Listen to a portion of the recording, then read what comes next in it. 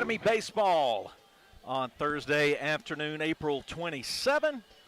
And Boswell Media Sports continuing its special coverage of Rebel Baseball for you. And it is the first round of the MAIS North 5A playoffs, game 2 of a best-of-3 series between your Leake Academy Rebels and the Pillow Academy Mustangs. Thanks for joining us on Cruisin' 98 this afternoon. And there's video streaming at the Boswell Media Sports YouTube channel. You can just enter Boswell Media Sports on the search box at YouTube and just follow along. You'll see a link of the field here at Leake Academy. We are indeed on the 488 for hopefully a long time. 2 games hopefully today if the Rebels take care of business because they are behind the 8 ball. We'll talk about that in just a second, but we've got Billy Steen working as our studio producer, and I'm Philip Palmertree. Thank you for making us a part of your Thursday afternoon. The rain did not chase us off or make us change the schedule. We've got the Welch Forest Products pregame coming at you, and let's bring in an alum from Leake Academy, Gavin White, who's got him just before he put a bite in his mouth, and he's coming out of a couple of exams over at East Central Community College. But Gavin, thanks for making time for us this evening. Yeah, thank you for inviting me back another time. Hopefully we can get 2 games today and stay here for a while. Yeah, you know the phrase must win is overused when people talk about sports. However, if the shoe fits, wear it, and that's the shoe the Rebels are wearing today. Losing game 1 Tuesday night in Greenwood 5-4, and we'll talk a little bit about that close game walk-off win for Pillow. But as you said, the Rebels are going to try to, well, in fact, we know before we're done today, one of these teams is going to move on to the second round and play the winner of the Lamar and Magnolia Heights series. Magnolia Heights is the 1 seed from District 1, and they have a 1-game-to-none lead. They won 9-2 over Lamar on Tuesday, and so they're heading up to Senatobia, going to get started about the same time we are. But Gavin, the Rebels have to have a sour taste in their mouths after letting a late lead slip away with just 4 outs to go. Yeah, if you ask anybody, that's the game Leake wanted to win. Up two runs in the late innings, and it collapsed from there. But you want to be the higher seed going into the playoffs. But if you lose that first game away, it's 2 stressful games coming back home, and it puts the stress on you. And now they got to win 2 today. One good thing that Leake has going for them, they're a senior-led ball club, and this ball club's been in some pressure situations. And at the same time, it's still just a pitch-by-pitch, at-bat, inning-by-inning sort of thing, and you just got to successfully execute well enough to win a game 7 innings here, and then hopefully we'll be going to a game 3. When we do that, we're going to be confident and say the Rebels are going to win game 2, but we'll cut away to some music for a little while. It'll be about 30 minutes, maybe a little longer, between the end of game 2 and the start of game 3. And then we'll have a new link going up at Boswell Media Sports for that game 3. So we'll shut this game 2 link down instead of having one super long game 2 and game 3 link. But as that comes into focus, I'll remind you of that in the later innings. And as hopefully we talk about a Rebel game 2 victory. Rebels will look at, we'll go to Bishop Hardin on the mound. He'll be on the bump for LA today, and we'll give you stats in just a little bit. It's almost time to give you the Weaver Tax starting lineups, but first, talk about the weather. We got some rain pre-dawn and early morning, and the infield looks like it took on a pretty good bit of water. It's not as ideal as you would want it to be. Yeah, the corners are probably pretty wet. They moved the game from 4 to 5 because Coach Stovall said he was trying to let the field get a little dry, but it's probably about as dry as you can get for as much rain as we got today. So grass looks great. Infield grass looks like it's been cut down pretty low, but all in all, I think it'll be a slower footing than usual, and we've got 76-degree weather, 9-mile-per-hour southwest wind. So that pushes wind toward right field a little bit, out toward, but it's not very strong wind right now, and a surprising amount of sun. The entire field, except for foul territory beyond the third base dugout, is in the sunlight. Shade over there, and of course we'll have the sun setting that way. So hopefully we'll have good playable conditions, and those are the weather and field conditions presented by your friends over on Highway 16 in Carthage, the Leake County Co-op. Nothing like your county co-op and the great folks over there. So let's get to, in fact, we need to mention Central Electric Power Association. They are sponsors of today's audio and video stream. And so that high-quality sound you're hearing and the video that some of you may be enjoying on the Boswell Media Sports YouTube channel is going to be is coming to you courtesy of Central Electric Power Association. Weaver Tax presents the starting lineups today, and let's go with Pillow, the visitors, in green tops with yellow numbers and yellow lettering. Pillow in capital block letters across the front, white pants, green caps. They'll have J.C. Gerard, the first baseman, batting first. Aiden Valente, a utility infielder, is at third base today, and he's second in the lineup. Dane Sanford, who was on the mound for game one, plays at short and bats third. Chamberlain McLean is in right field and batting cleanup. Block Makeumson is the pitcher. He was the catcher in game one. And Elliott Flowers moves from third to put on the catcher's gear and bat sixth. Bottom three in the lineup, Benz Porter, he's the DH. Trace Schmitz is in left field, batting eighth. And in the ninth spot, Matthew Ryan Smith, the center fielder. Easton Harrison will be at second base, but not in the lineup. So it's Gerard, Valente, Sanford, McLean, Makeumson, Flowers, Porter, Schmitz, and Matthew Ryan Smith for visiting Pillow Academy. They are 16-16 on the year. They're the 3 seed out of District 1. They went 6-9 in district play. And as we mentioned, they got the 5-4 victory against the Rebels in game one. Here are the Weaver Tax starting lineups for the home team. The Rebels in white with navy caps. Brad Atkinson leads off playing in left. Bishop Harden, the pitcher, bats second. Riley Myers, leader in a lot of offensive categories, bats third and plays in center field. Whit Welch, who had a big 2-run triple in game one, is in the cleanup spot and playing at third base. Mathan Weaver is in right field, batting fifth. Rhett Stovall, the first baseman, bats sixth. Camden Marble, second baseman in the seventh spot.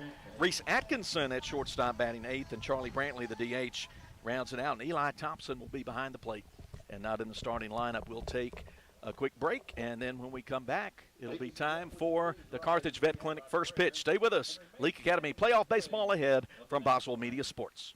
When dealing with something as complex as taxes and payroll can be, you can turn to Weaver Tax and Accounting to make things easier. Their professional staff works diligently to make sure your business and personal returns are complete and finished in a timely manner. Weaver Tax and Accounting will also execute your bookkeeping and payroll, bringing you the best in tax services since 1979. Weaver Tax and Accounting, 20 South Street, Sebastopol, and 109 Chadwick Avenue in Walnut Grove. Hey, Jim, bring the seeds over. I've got the garden ready to plant. Okay, Grandpa. I can't wait to have some fresh vegetables. Neshoba County Co-op is garden ready with butter beans, peas, squash, and any other garden seeds that might be your favorite. And if you're ready to redesign your landscape, now is the time to plant shrubs before our summer heat gets here. They also have hanging baskets and bedding plants arriving daily and plenty of good soil to get them growing. Grandma, these fresh vegetables sure are good. I'm so glad you're enjoying them, and I'm also glad our Neshoba Co-op always has what we need for garden season. Neshoba County Co-op, Philadelphia. If spending days looking for top dollar for your timber has left you feeling like you're barking up the wrong tree, then I would listen closely. Welch Forest Products in Union does it better than anyone and with the least possible damage to your property. Whether it's management, forestry care, pine plantation, thinning, or site prep, the last number you'll dial is 601-774-8200. They buy land with or without timber too. Call Bo Welch now at Welch Forest Products today. 601-774-8200. Dr. Brooke Bobo and his staff at Carthage Veterinary Clinic wish you and your animals the very best. They treat all animals, large or small, with the care you would want for a member of your family. Carthage Veterinary Clinic provide for your sick or injured animals and also offer grooming and boarding as well. Located on Highway 16, Carthage Veterinary Clinic is open Monday, Tuesday, Thursday, and Friday from 7:30 until 5:30, and Wednesday and Saturday from 7:30 till noon. Boswell Media Sports.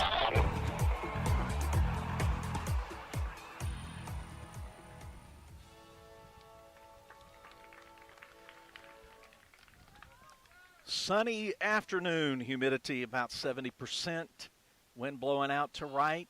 Big clouds out beyond center field, but blue skies above in Madden for Game 2 of a best-of-3 first-round playoff series. The winner gets the Magnolia Heights and Lamar series winner in the second round next week. Magnolia Heights leading that series. The Chiefs have a 1-game-to-none lead, winning 9-2. We'll update you in a little bit on all the other action in the North and South MAIS 5A brackets. But first, let's talk about Bishop Hardin. He's the starter in today's game. He's a senior right-hander, and the book on him, he's got 21 2/3 innings of work on the mound under his belt, making his 8th appearance, his 3rd start of the year. He's thrown, as I mentioned, 21 2/3 innings, surrendered 16 hits, 16 runs, 13 of those runs earned, walked 14, struck out 15, and has an ERA of 4.20. So stat line tells me, Gavin White, that that location, the real estate mantra is going to be critical for success for Bishop Hardin. If he can locate pitches, get guys to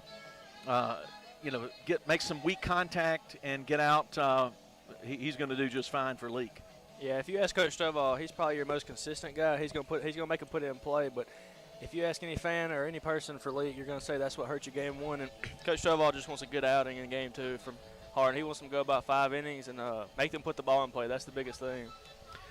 So game 1, as we mentioned, a disappointing loss for the Rebels at Pillow. They led 4-2 with 2 out in the bottom of the 6th. Riley Myers was had pitched through a lot of trouble. He had thrown a lot of pitches, had 10 strikeouts, 7 walks total, but with 2 outs, he was chugging along there in the 6th, but then a single and a walk, and then the big bat in the lineup for Pillow hit a double to right field and got them tied in the game. We'll talk a little bit more about that as the first inning gets going. Here's the Carthage Vet Clinic first pitch. J.C. Gerard in the left-handed batter's box, and here we go. First pitch at 5:05, and he fouls a fastball off out of play left side. So the Rebels have to win this one and have to win one more that we would play right after the conclusion of this one. Pitch from Hardin is a little bit too high, ball 1. 1 ball, 1 strike to Gerard. Bats at the top of the lineup. Lefty pops it up. Behind the bag at second on the grass. Going back is Camden Marble. Catch made, out number 1. First inning presented by Baptist Medical Leake. And there's that weak contact we were talking about.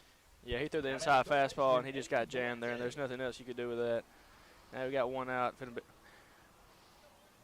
Versatile infielder. Aiden Valente, right-handed hitter, takes a strike, looks at a first pitch, and is behind 0-1 in the count.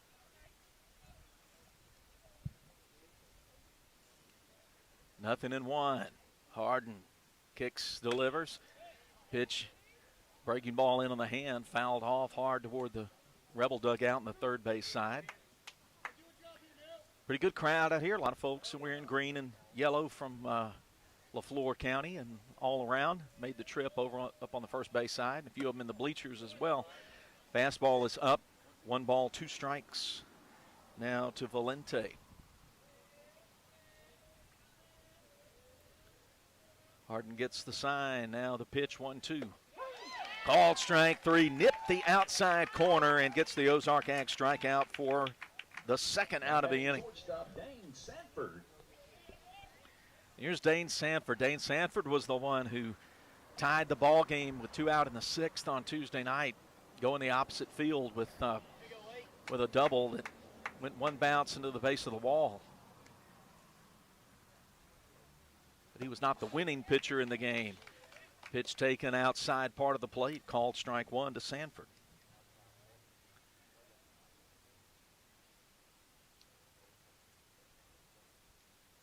The 0-1 from Bishop Hardin. Oh, and he fooled him. Got him to take a big cut way over the top of a ball that was buried down at the feet of Eli Thompson for strike 2.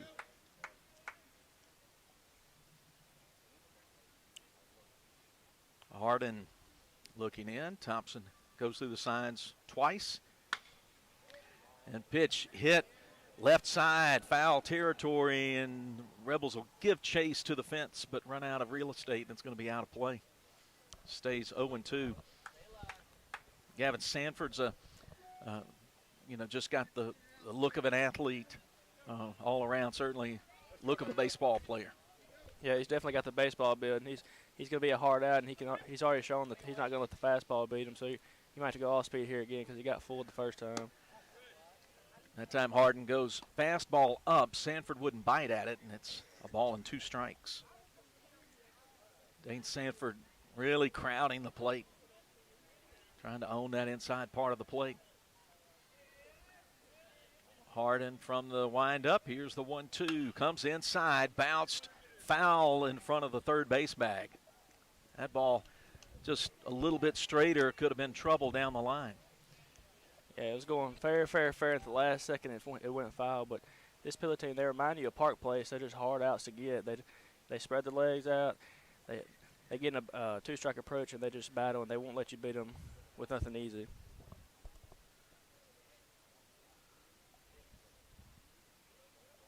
Pitch on the way, 1-2 in the dirt.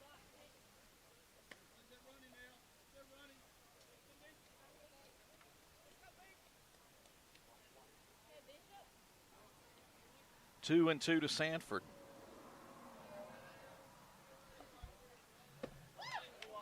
Pitch just off the outside part of the plate. Harden thought he was going to get the call, and now it's full 3-2. Yeah, I think everybody on the whole infield thought that one was a strike 3 because Thompson was almost to the dugout by the time he called it a ball. 3-2 pitch, and it bounces about a foot in front of the plate. A good at bat for Sanford, getting the walk on the 3-2 pitch, 2-out base runner for the Mustangs.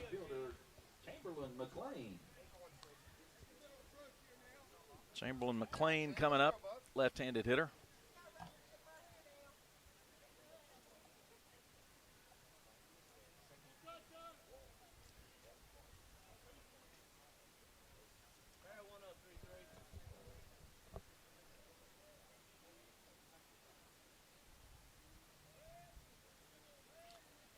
Right on left the matchup. Harden working from the stretch.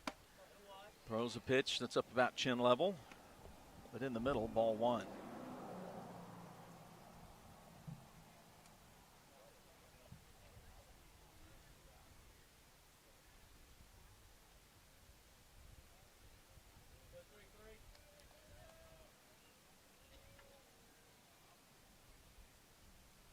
The 1-0 pitch up and away. 2 balls, no strikes.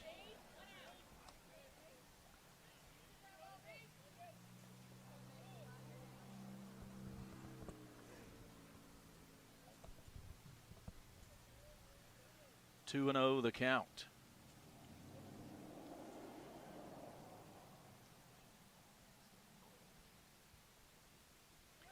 Runner taken off. Strike is the call. Throw to the third base side of the bag. Saved there by Atkinson. He had to go away from it, the momentum of his body and spear that throw from Thompson back there, and getting some mud on him out there at second base is Dane Sanford with a steal. Yeah, if you're McLean here, you're sitting fastball, 2-1 hitters count, but if you're Pillar there, good stolen base, now you got a man scoring position with 2 outs. 2 balls and a strike. 2 out in the inning. Pitch in the dirt. Thompson had to search for it around his feet. Ball came back up, and I think it hit the umpire. Yeah, the umpire saved that one from getting to the backstop and letting the runner get to third. The count goes to 3-1.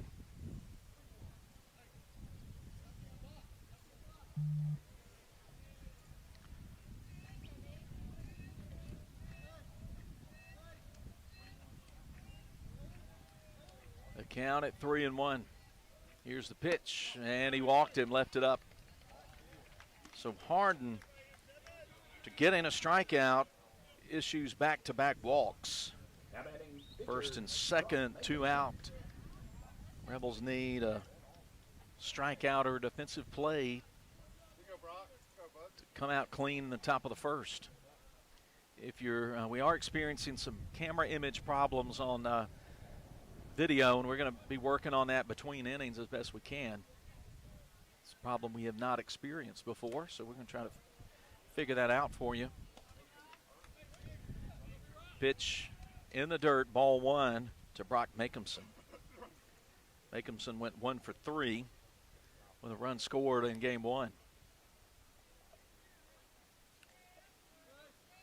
Right-hander waves the bat behind his head from the stretch. Bishop Hardin checks the runner at second and throws the high fastball, and Makeumson could not resist, swings and misses, strike 1. Ball and a strike.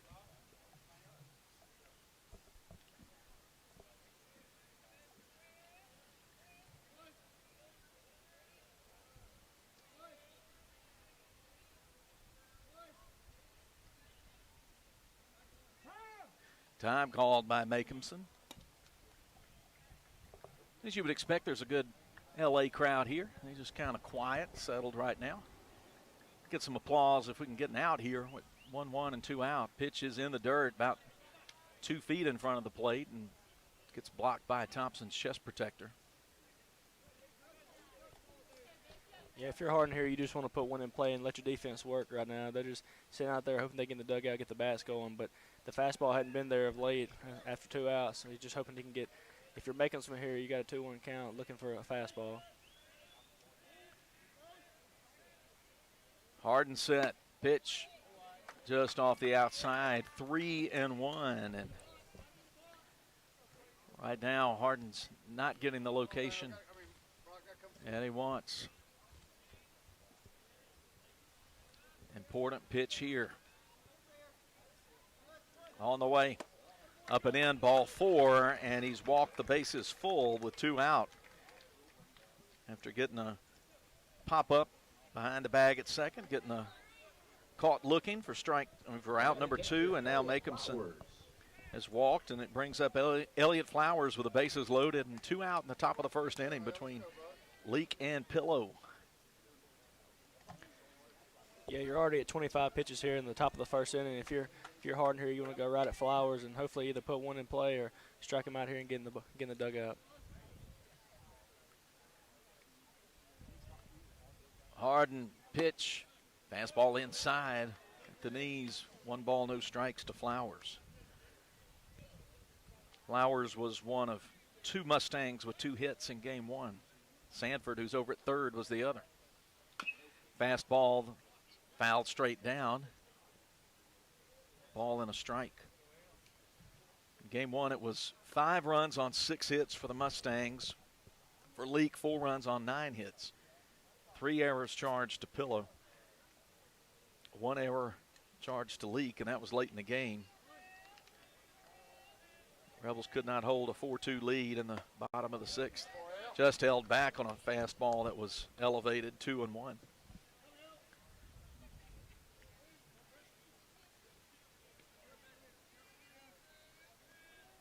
Working from the windup, Hardin stares in at Thompson. The 2-1. And didn't get the strike at the knees call, and now it's 3-1. Nowhere to put Flowers. Here it comes. Gets the called strike at the knees, 3-2. It's got to boost Hardin's confidence a little bit. He winds and pitches, full count. Popped him up on the left side of the infield. Coming in on the infield grass. Welch calls for it. Makes the catch on the green grass for out number 3. No hits, no runs, no errors. 3 stranded for Pillow in the first. We're going to put a static image up on the screen and start the camera up again, see if we can't get our video problems fixed. So don't panic if you're watching on the Basel Media Sports YouTube channel. We'll be back after this break with the bottom of the first inning. No score for Pillow, and Leake coming to bat.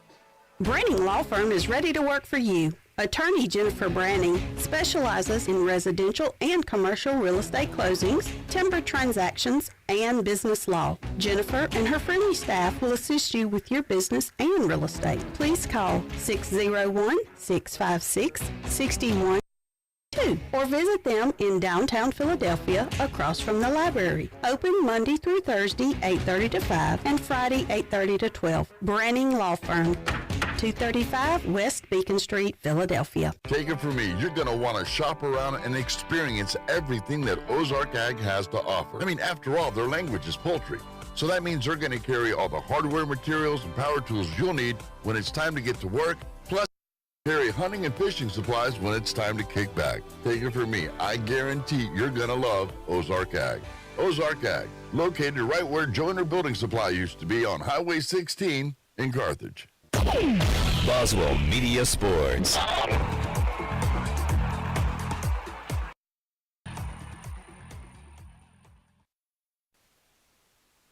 Bottom of the first inning coming up for LA.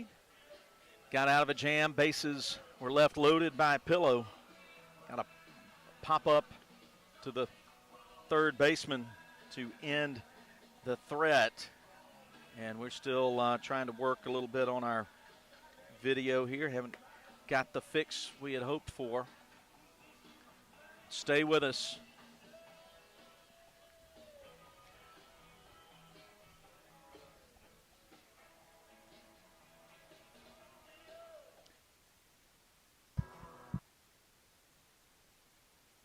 Left fielder Rhett Atkinson will lead it off for Leake. We're still working on our video situation, so you can still hear us loud and clear, but we are encountering a camera issue. That same camera we've had all season. It's been serving us well. 1 ball, no strikes, the count to Atkinson to start out the inning. After him, Bishop Harden and Riley Myers for Leake in the bottom of the first. That ball ripped hard, curves foul beyond the first base dugout. Atkinson really laced that one foul, got to it early, 1-1 to count. Makehamson, the wind and the pitch, gets a breaking ball, called strike outside corner. 1-2 senior Rhett Atkinson. And then got him to swing over the top of a breaking ball and struck him out, swinging for out number 1. First inning presented by Baptist Medical League. Our batting pitcher, Bishop Harden.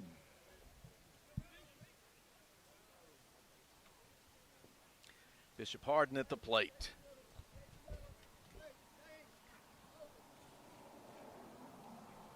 We're in the bottom of the first inning, scoreless, game 2. Harden hitting .388 on the year, second on the ball club, and takes a pitch, fastball off the plate, ball 1.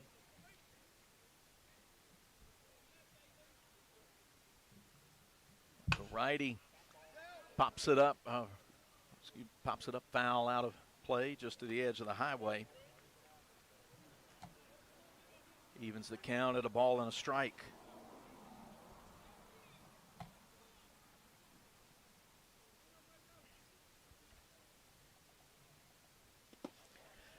Pitch down and away, 2-1. We'll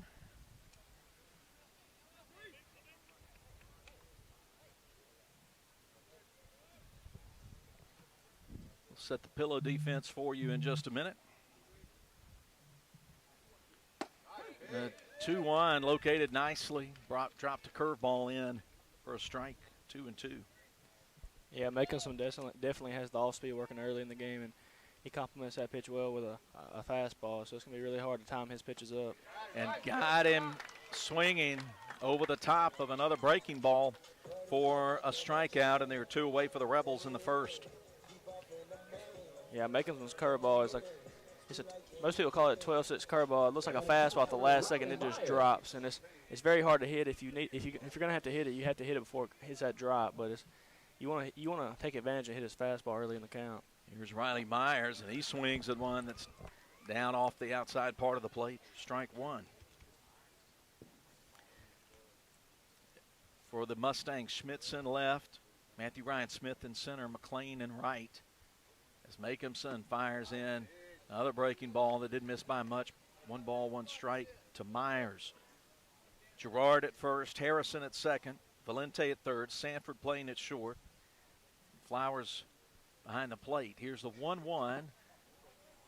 Pitch bounces on the plate. 2-1 the count.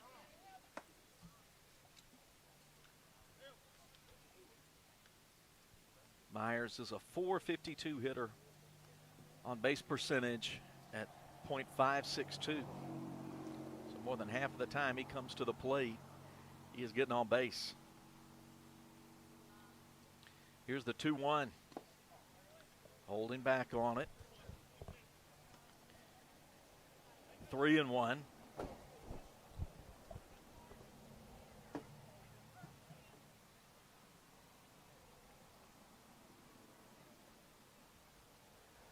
The wind in the pitch, 3-1.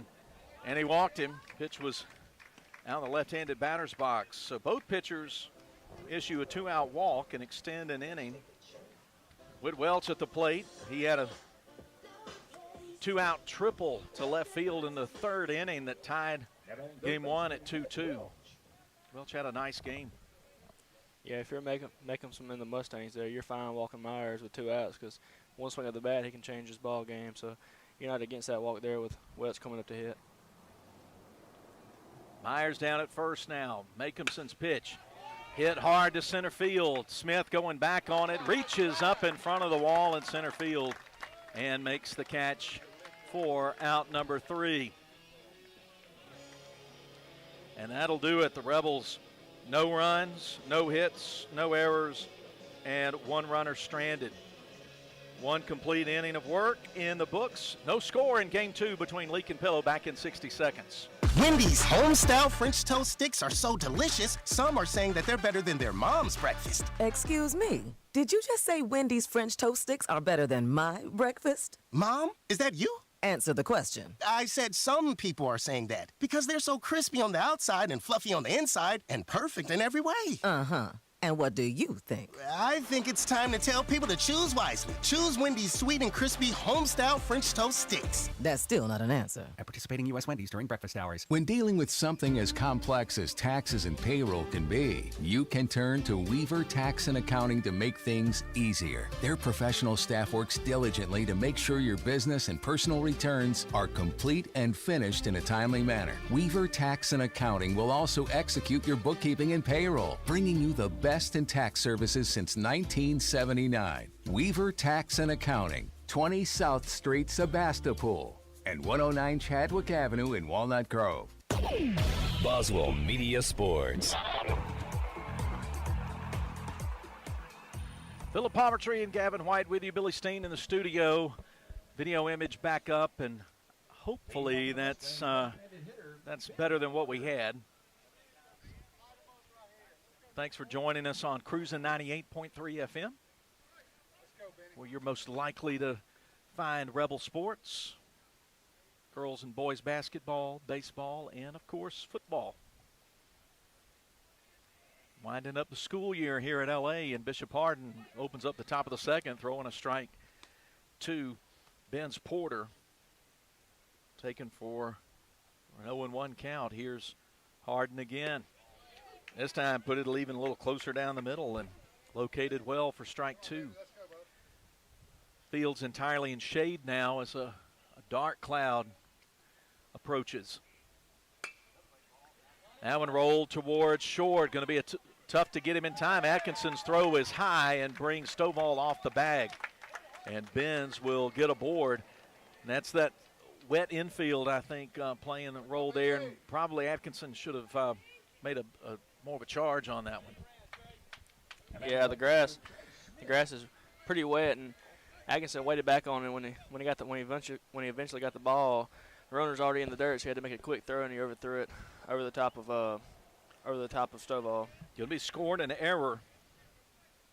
So E6 puts Porter at first. We're in the top of the second inning. Second inning presented by Philadelphia Gun and Pawn. Here's Trey Schmitz, the 8-hitter in the lineup. The throw is to first, and Porter gets that nice, clean uniform a little dirty. Baseball players never mind that, though. They like it. Hardin working from the stretch, right versus right here. Pitched about a ball's width inside to Schmitz for ball 1.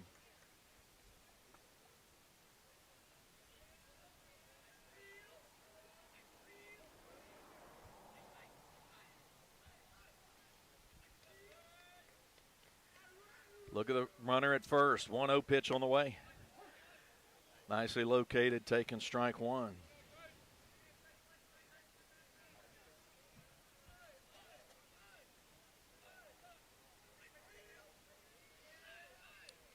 Harden comes set.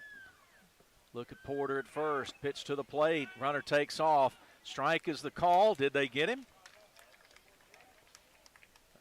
No, they didn't. Are they going to call batter's interference, though? Nope, they're not.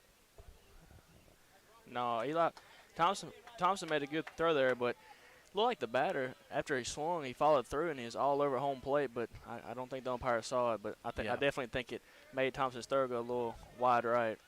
Stolen base for Porter, second Mustang steal of the day. Scoreless ball game, top of the second inning, nobody out, runner in scoring position, and the ball way outside, but blocked up well by Thompson. Ball never got away from him.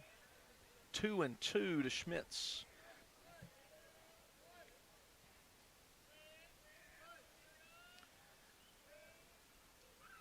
Harden looks at the runner. Now pitches to the plate. Hit to the left, toward the gap in left center field. Atkinson on his horse, gets to it in time to make the play in front of Myers in the gap, and that's out number one. Good read there by Brett Atkinson.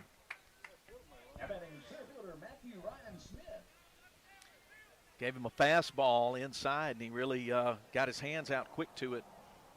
Hit it well, but good defensive play. Left hand. I'm sorry, go ahead. Yeah, good job Atkinson there getting the ball in quick because the runner was tagging there, but he made a good throw back into the infield and didn't let him get to throw with less than 2 outs. With one away, left-handed hitting Matthew Ryan Smith at the plate, who went 0 for 2 in game one. Fastball comes too far inside, ball one.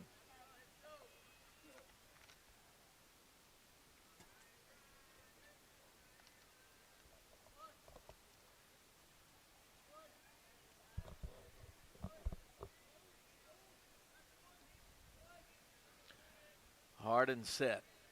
Look back at second. Looks twice. 1-0 pitch, shows bunt, pulls it back. Pitch was high, ball two.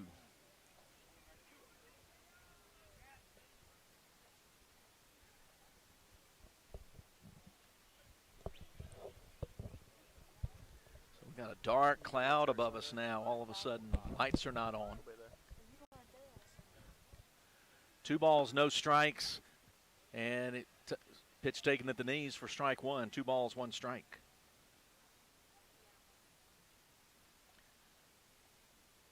One out, runner at second, top of the second inning. Leake with their backs to the wall. Got to win this one to keep the season going and force a game 3 later this evening. And then that pitch got away, came inside and hit Smith up in the shoulder. So 2 aboard in the second. 3 walks, 2 hit batsmen. No hits surrendered yet, though, by Leake. Oh, and I forgot the error. So Mustangs finding their way on base just about every way except getting the base hit so far. Yeah, if you're a pillow here, you just let them give it to you. Don't beat yourself. But if you're Leake here, you just have to make them. You have to make them work for it. You're at 43 pitches here, only in the top of the second inning, and you got first and second with 1 out. Here's J.C. Girard, who popped out to short to open the ball game. He pops up foul over by the concession stand.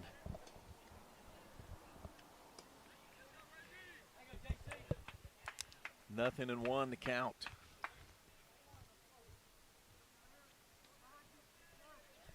Runners first and second. Harden set. Under the dark cloud. Pitch put just a couple of ball widths outside. 1-1. Girard made a nice defensive play in the late innings in game 1, a ball that was hit hard up the line. I think it was by Welch. Ended a Rebel threat late. 1-1 pitch. Skied foul. Going to get out of play left side.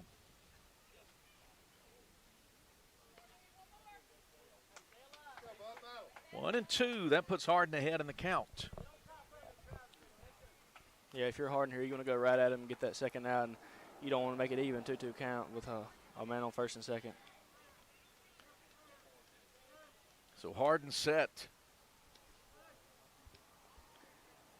Breaking ball hit to the right side of the infield. Slow roller taken by Marble, and the throw to first in time to get the out, and the runners move up, so it's second and third with 2 out. But Camden Marble makes the clean play to retire Gerard.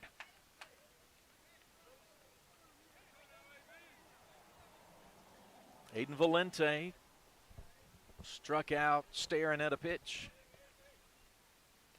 when he was up in the first. And he lines one, but speared by Reese Atkinson with a backhand at short in the gap. That one would have scored 2 runs if it had gotten past. And a great defensive play by Reese Atkinson retires the side. No runs, no hits, an error, and 2 stranded. And after 1.5, still no score, back in 60 seconds as Leake Academy playoff baseball continues. Before you begin those do-it-yourself projects outside your home or business, be sure you know where your underground utilities are located. Always call before you dig. One easy phone call to 811 can protect you from injury and expense. Plus, it's the law in Mississippi. Make the call and avoid serious or fatal injury. For more electrical safety tips, contact Central Electric Power Association, serving you since 1937, an equal opportunity provider and employer. Immunizations protect kids and teens from preventable diseases like measles, meningitis, polio, whooping cough, flu, and other dangerous illnesses. It's important not to skip or delay shots. Anya Jones, certified pediatric nurse practitioner, and Baptist Leake Primary Care Clinic offer these and a complete list of pediatric care for infants, children, and young adults. Baptist Leake, making your health care our #1 priority. Boswell Media Sports.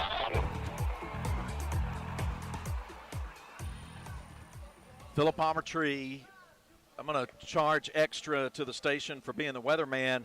There's just one little bitty cell just south and heading south of us, it looks like. Looks like we're going to dodge it, but it has made things dark here, so don't panic if the video that once was sort of hazy and green is now dark. Looking at the forecast, or looking at the radar map, it looks like just a little scattered shower south of us. Maybe we can avoid it, and even if we do get a few drops, doesn't look like it'll last long. Rebels coming up in the bottom of the second inning, scoreless ball game. Leake and Pillow in game 2 of a first round best of 3 playoff series, and pitch misses low to Mathen Weaver to start off the home half of the second.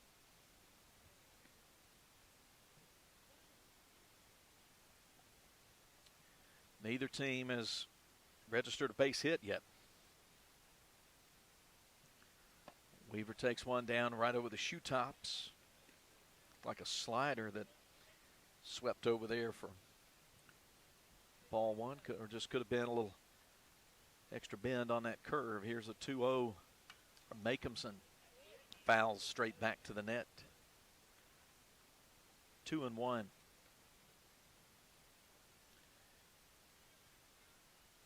Weaver went 1 for 3 and drove in a run in game 1 in Greenwood. That Rebels lost 5-4, and the count goes to 3 balls and a strike. Pitch was up.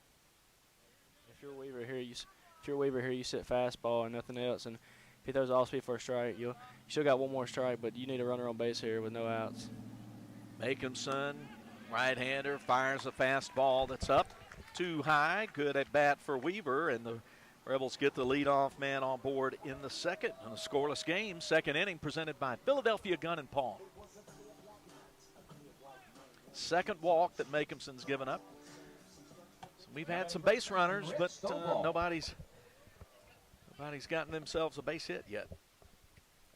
And again, Reese Atkinson made a splendid play to end the top half of this frame. Prevented a couple of runs scored. Pitch comes in, hits Nowell right on about the 2 on the 12 on the back of his jersey. And just like that, the Rebels have first and second, have something cooking in the second.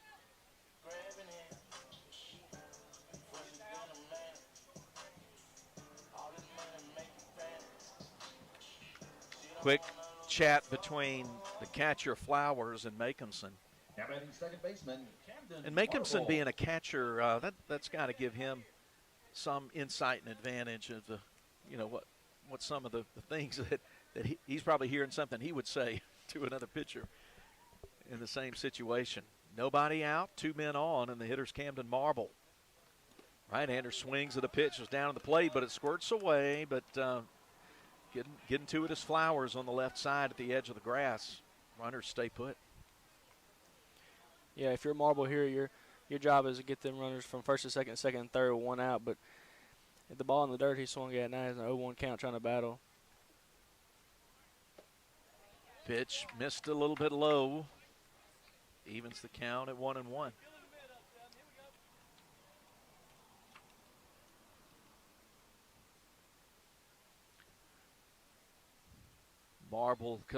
Marble's ready. Makehamson set. And the pitch taken. Good pitch for strike 2. So advantage Makehamson for Pillow. As the sun peeks back out ahead. Third base bag and good bit of left field now in shade. Scoreless game, bottom of the second.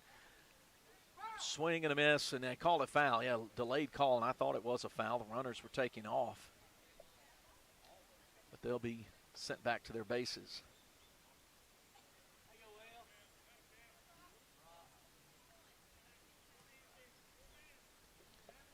Lights have come on as well, so hopefully late day here's a little, sometimes the camera image is a little, struggles a little bit, but it looks nice now with the sun shining on us. And a called strike 3 at the knees. Marble goes down for out number 1 in the second.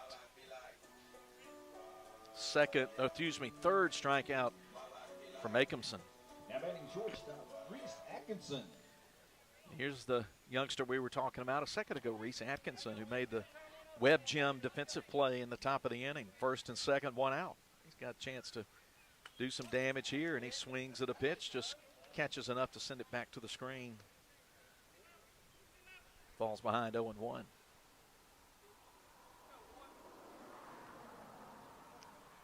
Reese Atkinson, young player, wears number 1 on the back of his jersey. He swings, runners are taken off. Beautiful throw from Flowers, and they get the runner Weaver out by a mile over at third for out number 2. Well executed by Pillow at both ends of that caught stealing attempt, and do give Stovall the steal to seconds. But now there are 2 outs and an 0-2 count on Atkinson. Yeah, Weaver made that slide look closer than it was by using a swim move, and he got him to reach out for 1 and swing and miss for strike 3 for the Rebels in the second. No runs, no hits, no errors, and 1 left on base. Leake is stranded 2 through 2 innings. Neither team with a base hit, neither team with a run. Be back with the top of the third after we take this break. Leake playoff baseball continuing from Boswell Media Sports. If you want to get the best in sportswear and gear, check out In Sports. In Sports, just off the square in Philadelphia, offers screen printing with personalized jerseys, T-shirts, and fan wear to support your favorite team. In Sports also has customizable vinyl gear for spring sports like baseball and softball, as well as plaques and trophies. Looking for sports equipment? In Sports has that too. In Sports believes in giving the best possible customer service with in-town deliveries. Get ready for this sports season with In Sports, just off the square in Philadelphia. It's springtime. The flowers are blooming, the lawn will need mowing, and uh-oh, you can't forget we live in Mississippi where the weather goes through more changes than a nursery full of newborns. Be ready for what lies ahead with the friendly folks at Lee County Co-op. You'll find flowers, potting and topsoil, weed and feed, chemicals and fertilizers, everything you need. Except for excuses to get out and doing the yard work. Plus, ring in spring with those beautiful Corinthian bell wind chimes you can only find at Lee County Co-op. Spring is here, all right, and so is Lee County Co-op on Highway 16 in Carthage. Boswell Media Sports. Top of the third, Dane Sanford, the 3-hitter, will lead off. He drew a walk, got stranded at third in the first inning. Scoreless game, game 2 of best-of-3 series. Pillow leads it 1-0 in the series. 5-4 win. Pitches low from Bishop Hardin for ball 1.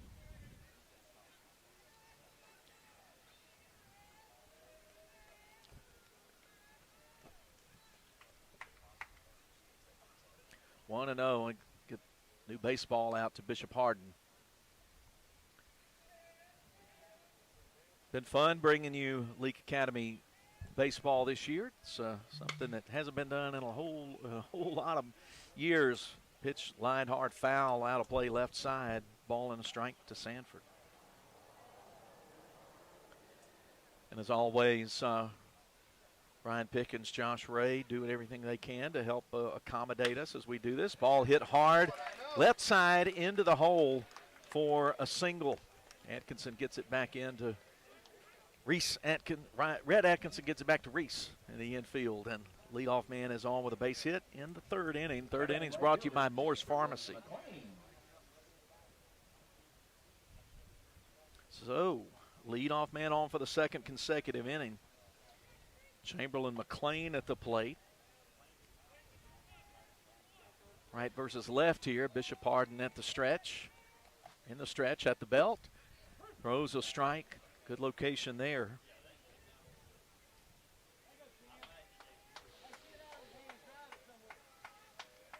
McLean looks down at Coach Branch at third base. Steps back in. Throws to first. Caught the runner leaning a little bit. Sanford, though, didn't stray too far off the bag. Gets back in, gets his left hand on it. 0-1 to count. Here's the pitch. Shows bunt, pulls it back, but called strike two. McLean in the hole. The top of the third inning.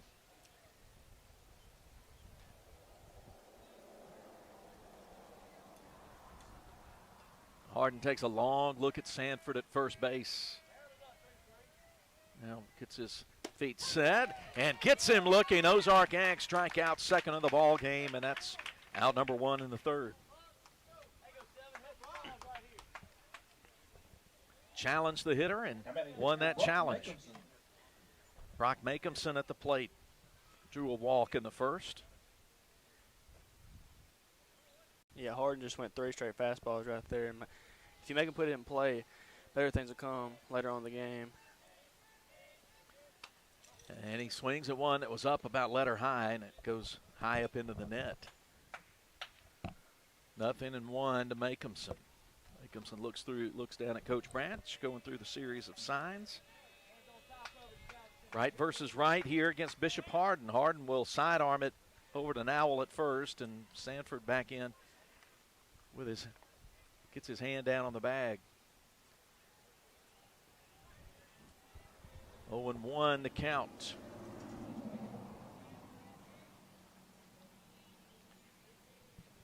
Long pause. Now the pitch. Sanford taking off. Ball chopped toward third. No play at second, but Welch throws it high and pulled Nowell off the bag. He came down with his foot but couldn't find the bag with his foot. And Makeumson's going to be safe at first on the error. Yeah, Stovall did all you could do there. He tried to get his foot back on it, but when he looked back down, his foot was about half a foot from the bag, and there's nothing else you could do there. Tate Dubard is running for Makeumson at first base. Two errors now on the Rebels. Runners first and second. One out. And again, Bishop Hardin's got to work around some trouble. It was 2-out trouble in the first. Got the first 2 batters out, then walked the bases full. Got Flowers to pop out, and guess who's at the plate now? It's Flowers. Maybe he's got another infield pop left in him, and that one's between the legs of Thompson. It spins all the way back to the backstop. It took him just a couple of seconds to find it, and the runners advance. Yeah, that one hit the umpire also, but he didn't save him this time. He got behind him, and now you got second and third, 1 out, with Pillow having a chance to do some damage here at the top of the third. Wild pitch, charge to Hardin. It was right down between the feet of Thompson, the catcher. 1-0 pitch. Left up, 2-0. Definitely advantage Flowers. Dubard down at second, Sanford at third. Pillow trying to get the first run on the scoreboard like they did on Tuesday night in game 1. Pitch in on the hands, catches the corner, called strike. 2-1.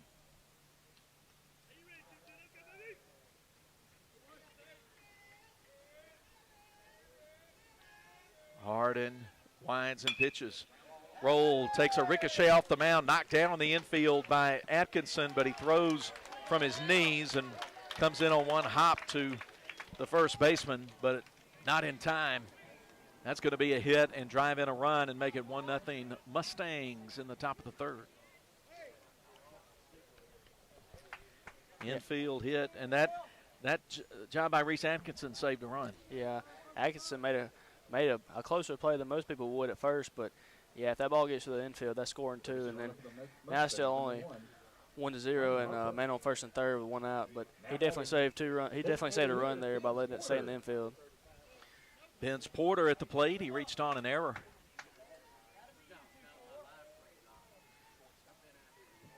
Porter in game 1 went 0 for 4 with 3 Ks. Gets it off the end of the bat, fouled to the screen. Hey, we need to make an important announcement and congratulate 2 Leake Academy seniors. Valedictorian and salutatorians have been named. Salutatorian is Sam Evans, Rebel basketball player. Valedictorian, Miriam Prince. Congratulations to both of them, and they're both athletes, of course. Fouled out of play over the 4.88 for strike 2 by Porter. I was talking to Mariana Hankins before we went on the air about that. And, you know, they have to write a speech. And I don't think that'll be any difficulty for Swaggy P. Yeah, I don't. I think she's been used to it her whole high school career, so I think that'll just be another thing for her. Porter fouls it out of play. But, you know, my advice to Miriam would be stick to the script. Don't go off script. Yeah, that's a safe thing to do. That'll be a speech. I would want to hear her speech. I think it would be. It's going to be really good. Runners at the corners. Runner at first taken off and they'll just Harden will step off the rubber and fake the throw back to third, but.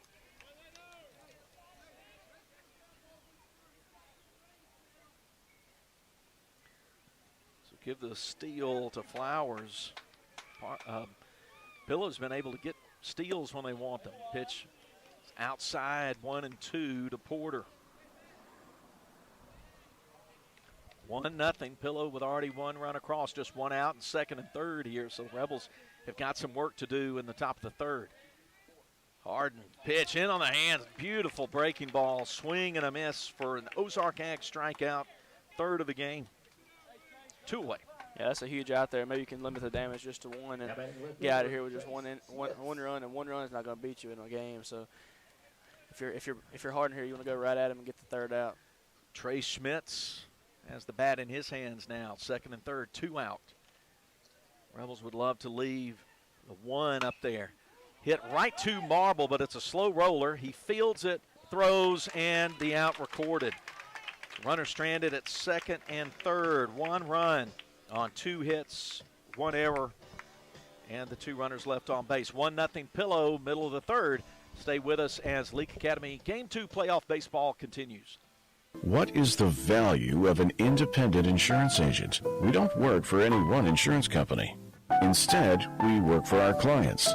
We sell insurance from multiple companies, and that means at South Group Cox Agency, you always have an expert on your side who can find you the best policy and rates for you and your family. Now is the time to come by and let us at South Group Cox give you a free quote. Open Monday through Friday, 8 a.m. to 5 p.m. South Group Cox Agency, 207 West Main Street in Carthage.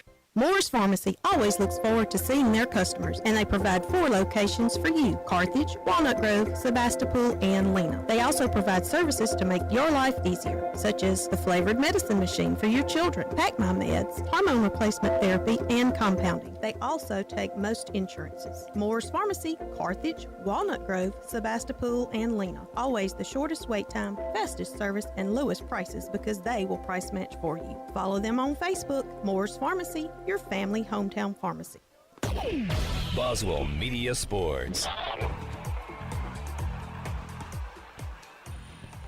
Charlie Brantley will lead things off for Leake in the third, then Red Atkinson and Bishop Hardin as we go one time through the order. Pillow leads the Rebels 1-0 in the middle of the third. Jump back to the valedictorian, salutatorian conversation. Kind of on the other side, Sam Evans, kind of on the other extreme. He's a man of few words. Yeah, I think that would also be a good speech to hear because he'd definitely be getting out of his shell. But, yeah, Sam's a good dude. I'm glad he got that award. Yeah, and it's great to see two athletes do that because they devote a lot of time to what they do. Fastball came right in at about my knees. Catcher didn't get it. And I just want everybody to know I did not flinch. Yeah, maybe I should have, but I didn't. 1-0 to Charlie Brantley to start the third.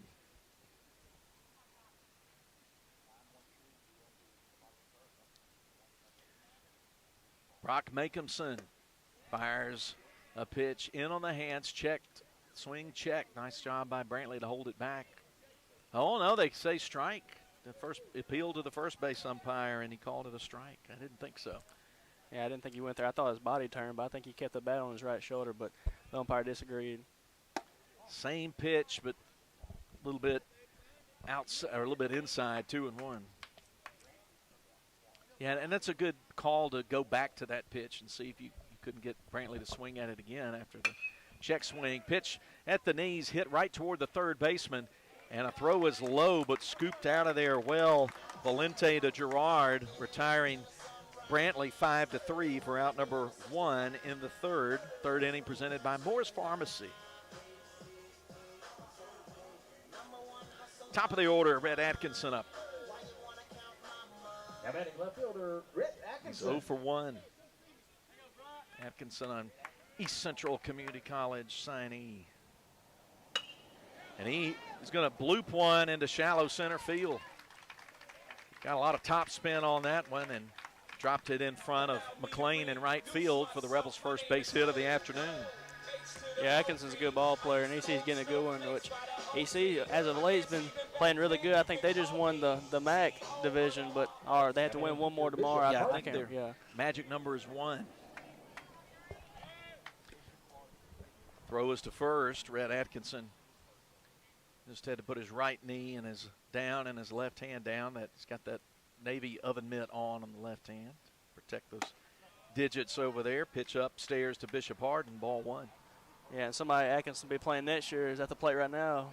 Bishop Hardin, he's going to Scuba, so them two, right. They'll be able to play against each other for a couple more years. That's right. East Mississippi Community College, destination for Bishop Hardin. Breaking ball, nice curve, located, taken strike 1. Evens the count. Still, I look over to my left, every time there's more people here. Big crowd. And then the throw gets past the first baseman, Gerard, into foul territory. Atkinson will get up and get to second on the error. Rebels get Atkinson in scoring position off the failed error on the throw to first.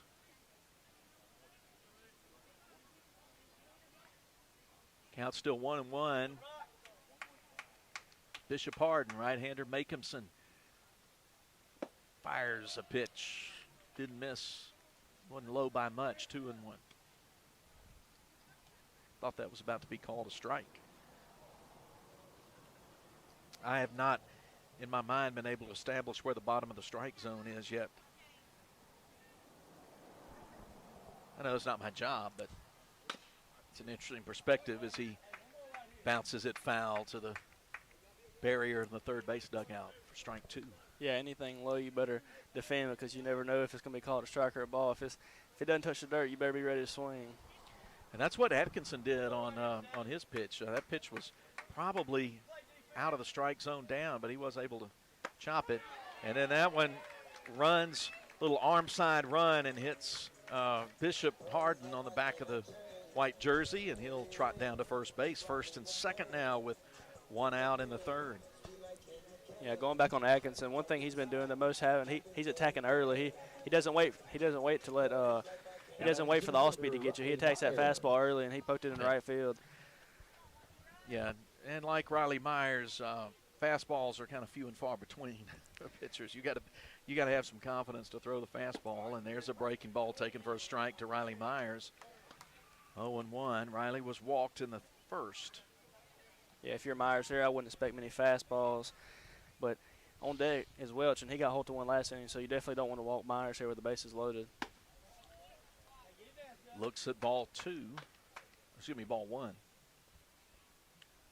Ball and a strike to Riley Myers.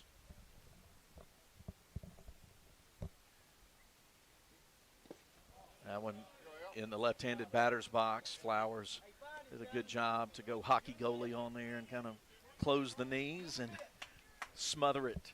Yeah, that was a good block, not letting Atkinson and Harden advance another base. Keep him at first and second. Keep the double play intact. And there's another mistake. Pitch hits Myers in the back. That's the same thing that happened to Harden. That breaking pitch just got a whole lot of arm side run and hit the right-handed batter. So the bases are loaded.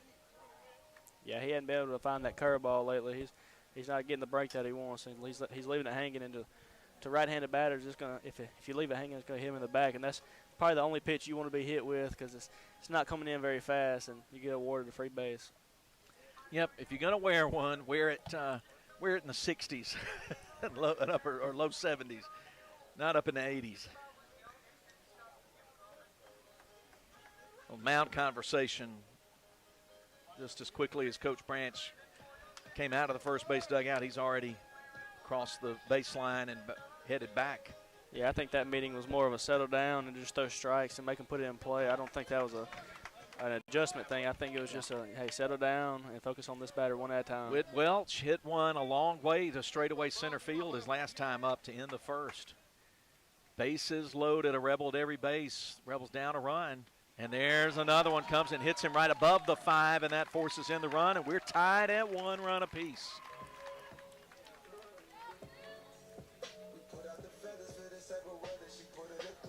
Well, that's one way to manufacture a run, a single and back-to-back hit by pitch. Yeah, I think if you're making some here, you're just glad to see a left-handed batter because the last 3 right-handed batters he's hitting the back. So hopefully he can use that breaking ball to a left-handed batter for his advantage. Still just 1 out. Bases still loaded. Here's Mathen Weaver. Pitch off the plate. Ball and no strikes.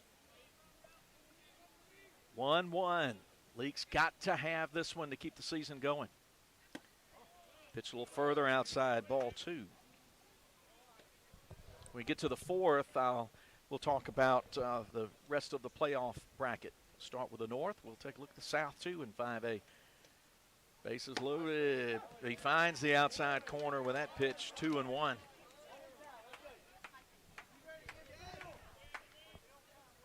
Yeah, if you're Weaver here, you're sitting fastball. He hasn't been able to prove they can throw that breaking ball for a strike recently, so I'd sit fastball here.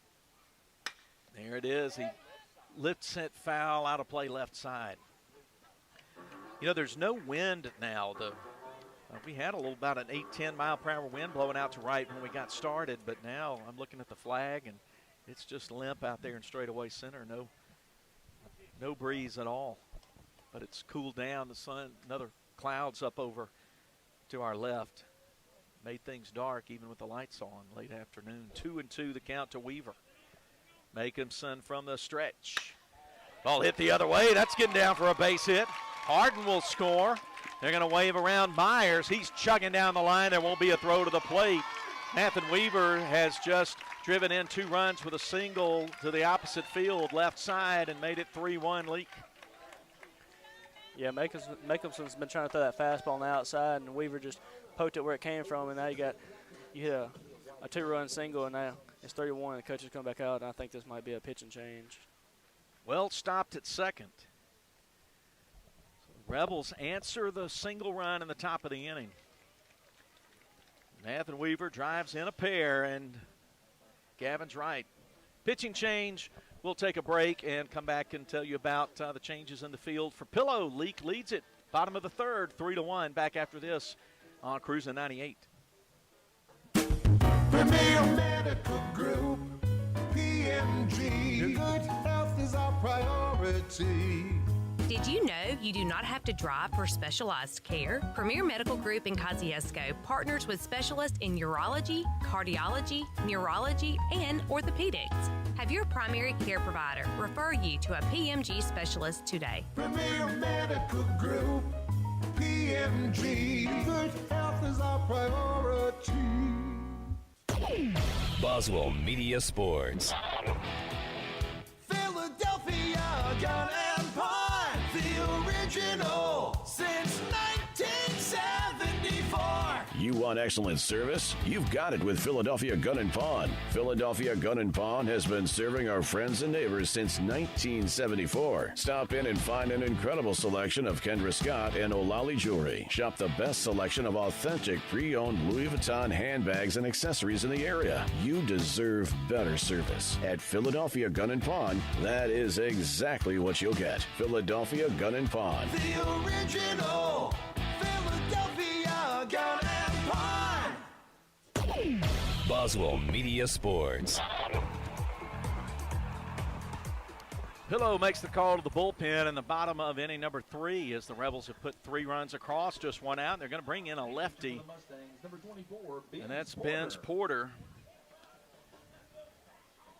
So Makeumson goes 2 1/3. He's still responsible for runners, 2 runners who are on base. And we're confirming the rest of the changes. Flowers has moved from catcher to third, and they'll probably put Valente in at second, I'm going to guess.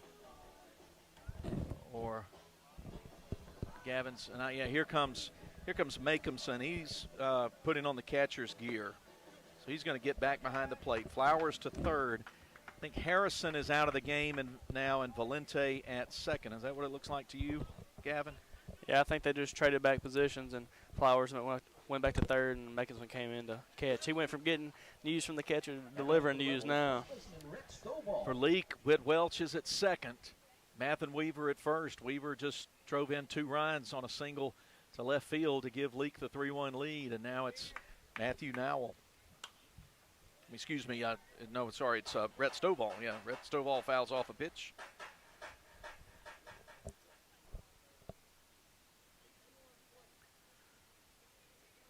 Left versus right here. 0-1 count to Stovall. He was hit by a pitch in the second. Pitch didn't quite catch the inside corner, I suppose. That was ball 1. It might have been low. Yeah, it looked a little low, but I also think it was a little inside. Lefty fires a fastball in. It's fouled straight back. Puts Porter ahead in the count 1-2.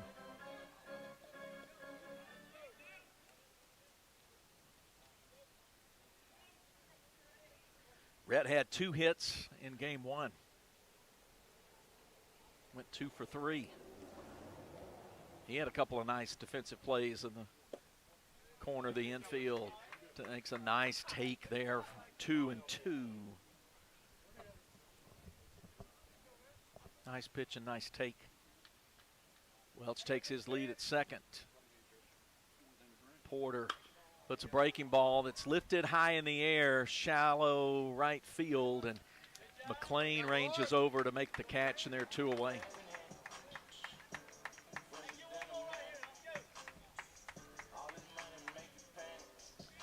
Here's Camden Marble. Rebels would love to add to that 3 up on the scoreboard here in the bottom of this inning.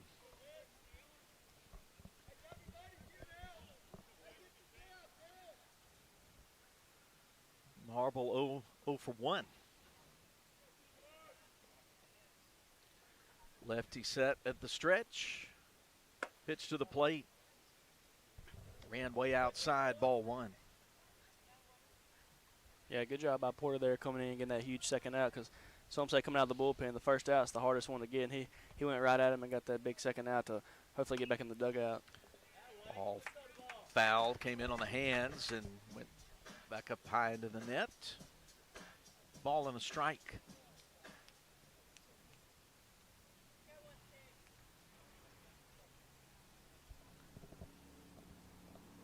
Marble waits in the right-handed batter's box.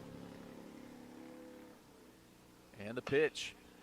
Breaking ball, he just kind of got on top of it, sent it left side foul, 1-2 now.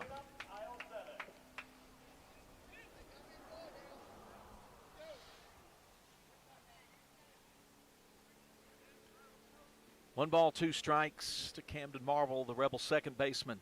Runners first and second, 2 out. Hit the opposite way, and that's going to drop down in front of McLean for a single. They'll bring Whit Welch around. He's coming in, throw to the plate, and the catcher drops the ball. Head first slide. Safe is Whit Welch, and the Rebels go up 4-1. It's a good throw into the catcher, but he just couldn't keep it in the mitt. Yeah, good throw, but I think even if Mason catches the ball there, I think Whit was going to get in a little ahead of the tag. Run batted in for Camden Marble, and the inning continues. Ninth man up, Reese Atkinson. Left versus right here. Porter gets him to swing at a pitch a little bit on the outside part of the plate. 0-1. First and second, 2 out. Weaver at second, Marble at first. That one's going to be lifted and put into left field, opposite field. Little soft line drive throw coming in the infield. Sliding in ahead of the throw is Weaver. And sliding in safely at third is Marble. And the Rebels have added one more run and made it 5-1. Guy's piece of hit in the air from Reese Atkinson. Didn't do too much with it, with his swing. Yeah, what's changed now for the Leake hitters is they're not waiting on the fastball. They're attacking the fastball early, and then you have to throw off speed, and they're taking good pitches. And when we're starting to have quality at bats and not getting behind in the count. Runners at the corners. Marble at third. Atkinson at first. Pitch. Outside corner strike to Charlie Brantley, who's up for the second time in this inning. 10th batter to come to the plate.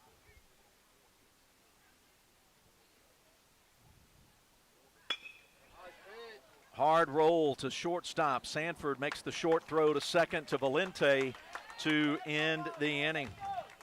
But the Rebels put a big 5 up there. 5 runs on 4 hits.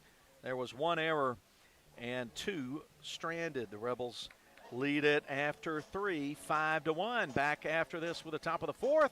Leake's got to have this game 2, and they've got a 4-run lead as we go to the 4th. If you're looking for a trusted veterinarian, check out Central Mississippi Animal Clinic, a full-service animal hospital that provides emergency services as well as routine medical, surgical, dental, and grooming. Central Mississippi Animal Clinic will give your pets the care they deserve. Central Mississippi Animal Clinic, 900 Highway 35 South Carthage, 601-267-4573, or on the web at cmacvets.com. If spending days looking for top dollar for your timber has left you feeling like you're barking up the wrong tree, then I would listen closely. Welch Forest Products in Union does it better than anyone and with the least possible damage to your property. Whether it's management, forestry care, pine plantation, thinning, or site prep, the last number you'll dial is 601-774-8200. They buy land with or without timber too. Call Bo Welch now at Welch Forest Products today. 601-774-8200. Boswell Media Sports. Leake 5, Pillow 1 after 3 innings from Madden. Game 2 of the first round, best of 3, MAIS 5A North playoff series. The Rebels can hold this lead. We'll play game 3 after this one. If we get there, we'll start a new stream at the start of game 3. Probably have a break for some music on Cruisin' 98 in between.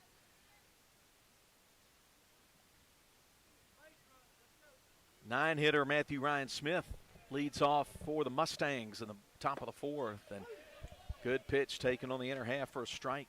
Bishop Harden has 3 Ozark Ag strikeouts, has given up 2 hits. Walked some guys and check swing foul. Dribbles up toward the on-deck circle. Walked 3, hit 1. And the batter he hit was a youngster at the plate, Smith. Nice curveball. Call. No, it was was not called strike 3. Thompson came popping up to throw it around the horn, and umpire did not give him the call strike 3. Yeah, I thought 1 and 2. I thought that was a pretty good 0-2 pitch. Off the end of the bat, popped up left side. Atkinson back about 2 steps on the grass in the 6 hole, and that's out number 1 in the fourth inning, presented by South Group Cox Agency.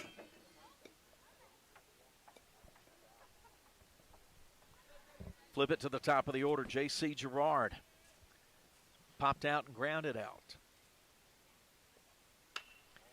And that one's popped up. Left side of the infield. Bishop Harden over behind the mound, but Welch calls him off, has the better look at it. It's in his glove, and quickly they're 2 away in the 4th. That's the formula for success for Bishop Harden, is getting that pop up, that weak contact.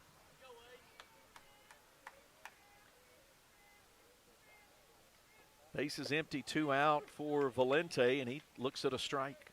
He's right about the knees. Valente hitless in 2 trips today. Pitch in the dirt, gets off the mitt of Thompson. 1-1. We've hardly had time to talk about the North bracket. They have to wait till the bottom of the inning to do that. Pitched outside, 2-1. We will remind you, I've mentioned this a couple of times already, the winner of this best-of-3 series plays the Magnolia Heights-Lamar series winner going into the Game 2. Lamar has got to win today. Magnolia Heights took Game 1 9-2 in Meridian. Kick and delivery, 2-1 pitch. Didn't miss by much down. The other side of the North bracket, the 1 seed from District 2, Simpson, they got a narrow win in Game 1 over Starkville, 2-0. And walk issued, 3-1 pitches low to Valente. So a 2-out walk. Words you don't like to say when it's your team in the field. It brings up dangerous Dane Sanford, who's walked, singled, and scored a run. Yeah, that Simpson-Starkville game, I think it was scoreless going to the top of the 6th, and then Simpson played two runs, and that was it. I think Simpson had a great pitching out, and I forgot who pitched for them, but I expect more runs in Game 2. From the stretch, Bishop Harden fired in there, chopped off the hands. Coach Stovall making a slick play on the ground ball in front of the barrier.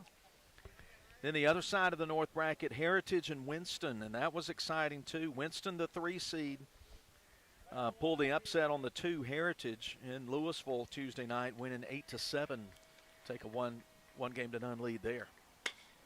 That ball's lined in front of Red Atkinson in left field for a single by Sanford, and first and second now with 2 outs. Yeah, Winston lost Game 1 at home to Heritage, but Winston went on the road at Heritage and pulled 2 games off back-to-back, and they'll be going to the second round.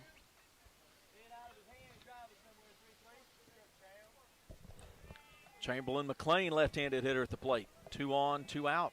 What looked like an easy innings, getting a little more stressful for Harden. Here's the pitch. Inside, it hit him. McLean didn't stay in the batter's box long. Second hit batter. And now the bases are loaded just in the blink of an eye, it seems like. Brock Makinson here. He has walked and reached on an error.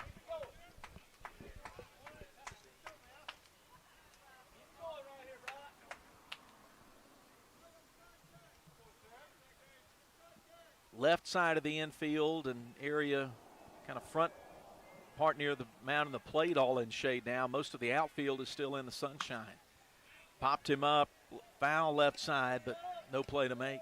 People are going to have to duck for cover by the trees behind the bleachers.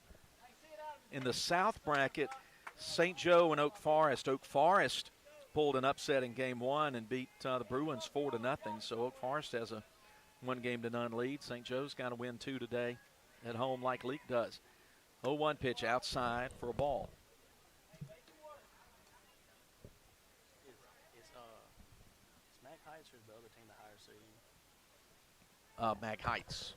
All right. Mag Heights, the 1 seed. Yeah, they're ranked number 2 in the state. Mag Heights 1-1. Didn't miss much on the inside there to Makehamson, but it's ball 2.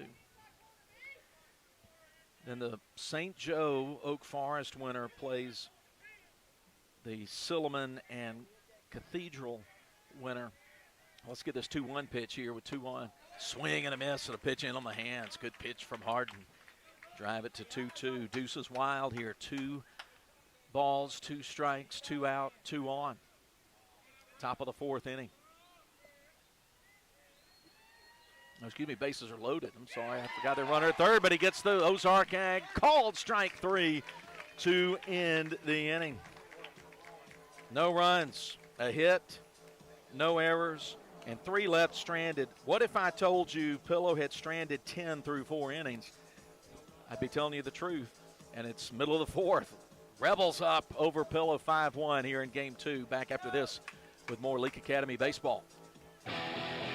Philadelphia Gun and Pawn, the original since 1974. You want excellent service? You've got it with Philadelphia Gun and Pawn. Philadelphia Gun and Pawn has been serving our friends and neighbors since 1974. Stop in and find an incredible selection of Kendra Scott and Olali jewelry. Shop the best selection of authentic pre-owned Louis Vuitton handbags and accessories in the area. You deserve better service. At Philadelphia Gun and Pawn, that is exactly what you'll get. Philadelphia Gun and Pawn. The original Philadelphia Gun and Pawn. Boswell Media Sports. Rebels coming up in the bottom of inning number 5, and Benz Porter, B-E-N-Z, as in Mercedes-Benz Porter. Left-hander came in relief, got the last 2 outs of the third inning. That saw the Rebels pick up 5 runs and take this 5-1 lead. 5 runs on 4 hits for L.A., a run on 3 hits for the gentleman from the Delta. 2 Rebel errors and 1 error that Pillows committed. That's where we are in the 4th inning. The Rebels will bring Rhett Atkinson, Bishop Hardin, Riley Myers, 1, 2, 3 in the order to the plate in the 4th with a 4-run lead. Leading off for the Rebels, number 2, Rhett Atkinson. Rhett Atkinson singled his last time up and scored. 5-run 5th, 1 run in the top of the 3rd for Pillow, and 5 in the bottom half of the frame for Leake. Good pitch, catches the black on the outside. Strike 1 to Rhett.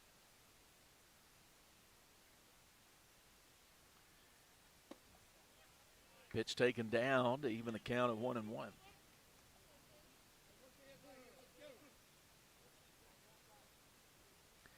Big kick, pitch from the lefty, up and away, ball 2.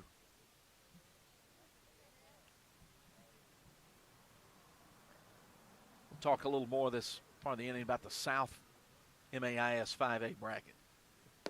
Breaking ball came way down, but Atkinson batting from the right side here, not fooled a bit. Count goes 3-1. And then that one low, and a base on balls to start out the 4th for Rhett Atkinson. 4th inning presented by South Group Cox Agency.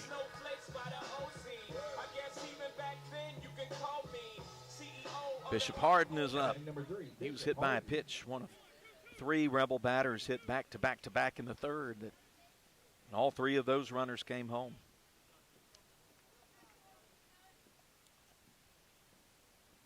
Lefty comes set at the stretch, looks over at Rhett Atkinson. Fires a breaking pitch that's down at the feet of Hardin, ball 1.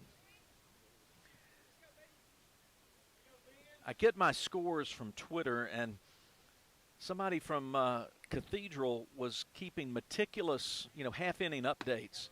Pitch was up, ball 2. In game 1, it was 16-5 Silliman in the top of the 7th, and then they never posted the final. I'm going to assume Silliman kept that 11-run lead. Unless everything broke down there, I think Silliman took care of that game. Little number right back to the front of the mound, and Porter fields it nicely, takes care of it 1-3 to retire Harden, but Red Atkinson moves up to second on the ground out. So that works like a sacrifice bunt. 1 out in the inning, and here's Riley Myers. Walked and hit by pitch. Riley, no doubt he wants to bring the bat into contact with the ball here. Runner at second and 1 out. Porter's pitch is high, 1-0. In the bottom half of the South 5A bracket, Brookhaven won game 1 against Central Hines 2-1 to take a 1-0 lead there. That should be a competitive series, but pitch way up about let's see, Riley's about 6'3". That pitch was about 6'4". 2-0. Sailed on him. Check of the runner back at second. Porter's pitch brings it too far down this time, and it's 3-0. A lot worse things you can do here if you're Pillow than put Riley Myers on. I wouldn't throw any heat right down the middle, would you? Yeah, I think Myers is a great hitter, but with a 3-0 count, I don't think he has the green light just yet. I think he's trying to get as many people on base as you can, extend the lead, because as you know, no lead safe against Pillow, as you can tell from game 1. 3-0 the count to Myers. From the belt, pitch to the plate. Breaking ball is taken for a strike. 3-1.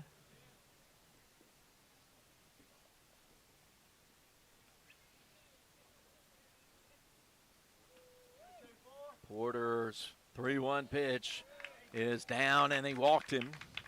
Myers has been aboard 3 times. Walk, hit by pitch, and walk here in the 4th. First and second with 1 away.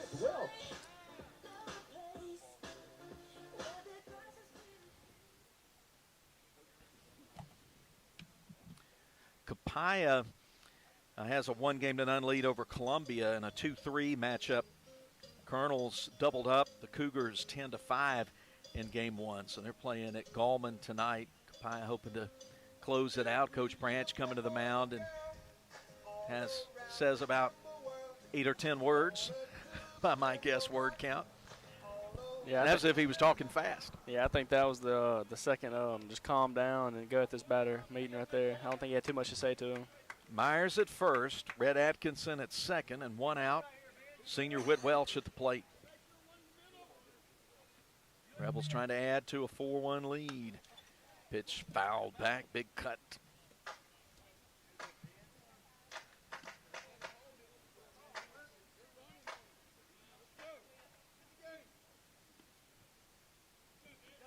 Left versus right here.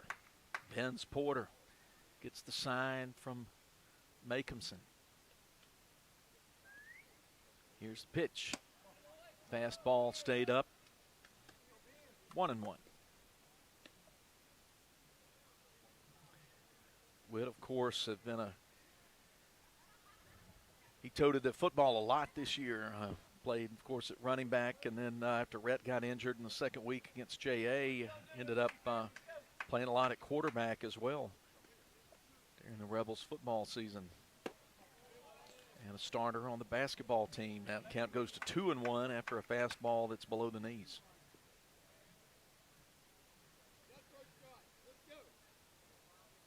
So I think Witt's motto is, if there's a ball involved, I'll be there. Yeah, he's a very good multi-sport athlete. Swings, misses, ball gets away from the catcher up the right side, and the runners will advance on the passed ball. So the 2 in scoring position now for Leake. Still just 1 out.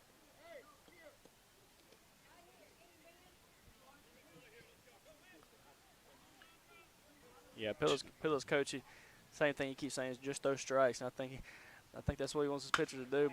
And that one's hit a long way to left field, reaching out, diving, making the catch is the left fielder, Schmitz. And then Atkinson tags and scores.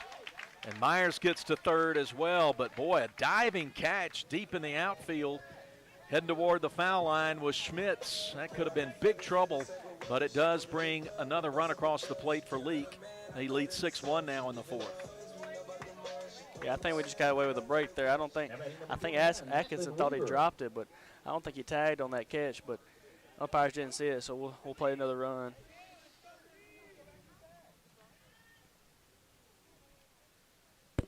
Myers at third, 2 out.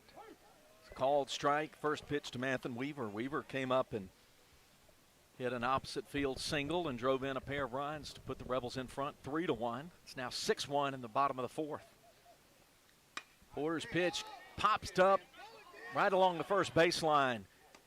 And the pitcher Porter makes the play to retire the side. Out number 3, 1 run, no hits, no errors, and a runner stranded. Leake adds a run and leads by 5, 6-1 after 4 complete. Stay with us after this break. It'll be the top of the fifth. Pillow bring Flowers, Porter, and Schmitz to the plate as the Rebels trying to get a Game 2 win and force a decisive Game 3. Stay with us. More Leake Academy baseball. Premier Medical Group, PMG. Good health is our priority. Did you know you do not have to drive for specialized care? Premier Medical Group in Kosciuszko partners with specialists in urology, cardiology, neurology, and orthopedics. Have your primary care provider refer you to a PMG specialist today. Premier Medical Group, PMG. Good health is our priority. Boswell Media Sports.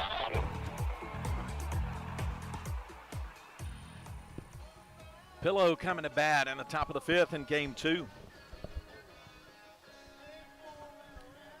Leake 6 and Pillow 1. Pillow won Game 1 5-4. They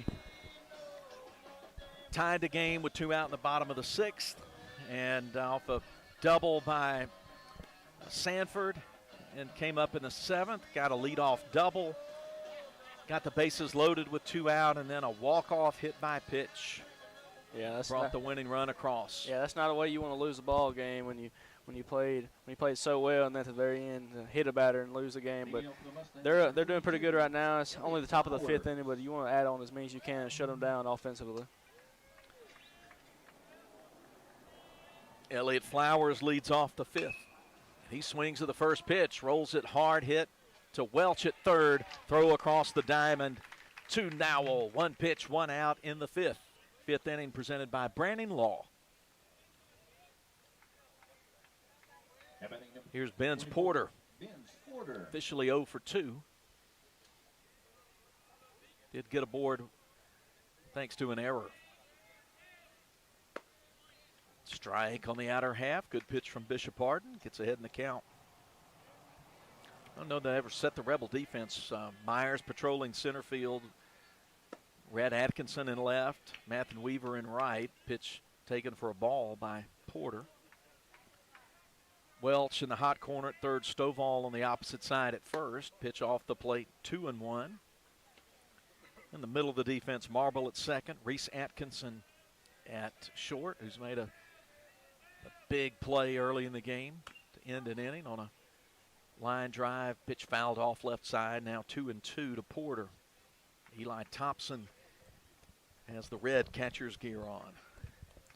I can't say never, but it didn't take me long to realize, Gavin, I didn't want to play catcher. Yeah, I was a bigger kid, so I was fine sitting down. I was fine not moving much and playing first base. Pitch line to center field, but easy play for Riley Myers to make for out number 2. Here's Trey Schmitz up with the bases empty and 2 out in the fifth. A run on 3 hits for the Mustangs. 6 runs, 4 hits for Leake. Bishop Arden rocks and delivers. Popped up near the plate. In foul territory. Thompson makes the play up the third baseline a little bit. And an easy inning. 1-2-3 for Bishop Arden. Score remains 6-1 in the middle of the fifth inning. We'll be back after this break. The Rebels are coming to bat with Stovall, Marble, and Reese Atkinson due to come to the plate here in Game 2.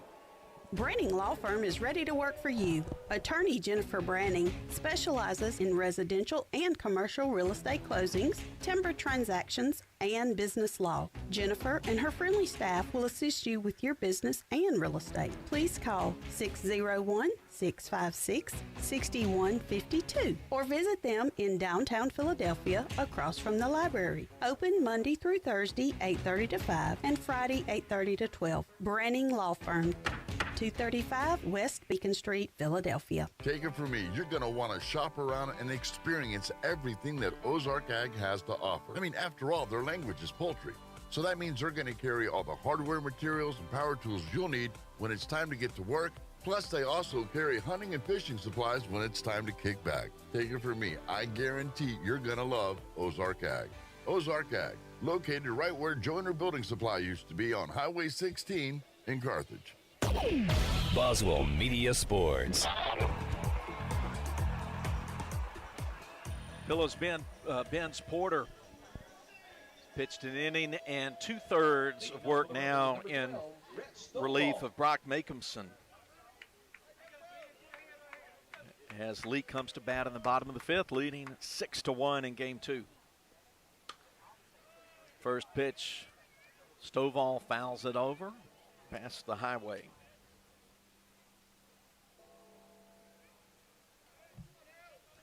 No strikeouts yet for young Mr. Porter. Ball line, going to get past the shortstop. Sanford into left field for a leadoff single for Stovall in the 5th. 5th inning presented by Branning Law.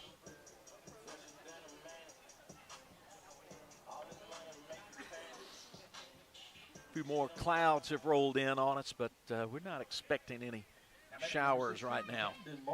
After some early morning rain has made the dirt areas a little soggy. Had a lot of sunshine since lunchtime. Pitch down and away to Camden Marble. Marble singled and drove in Red Atkinson back in the 3rd inning. Yeah, I think the bottom half of the Leake lineup has done more damage than the upper half, which is a good sign because when you get to playoff baseball, you need 1 through 9 to be steady and consistent, which Leake's doing as of late. Throw was to first from Porter, and Stovall back there. Breaking ball stayed up a little bit, just a little bit high to Marble. Good take for now 2-0 count.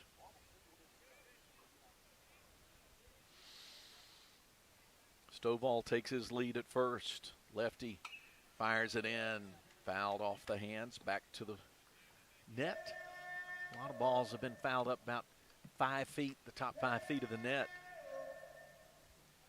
2-1. Camden Marble gets back in the right-handed batter's box.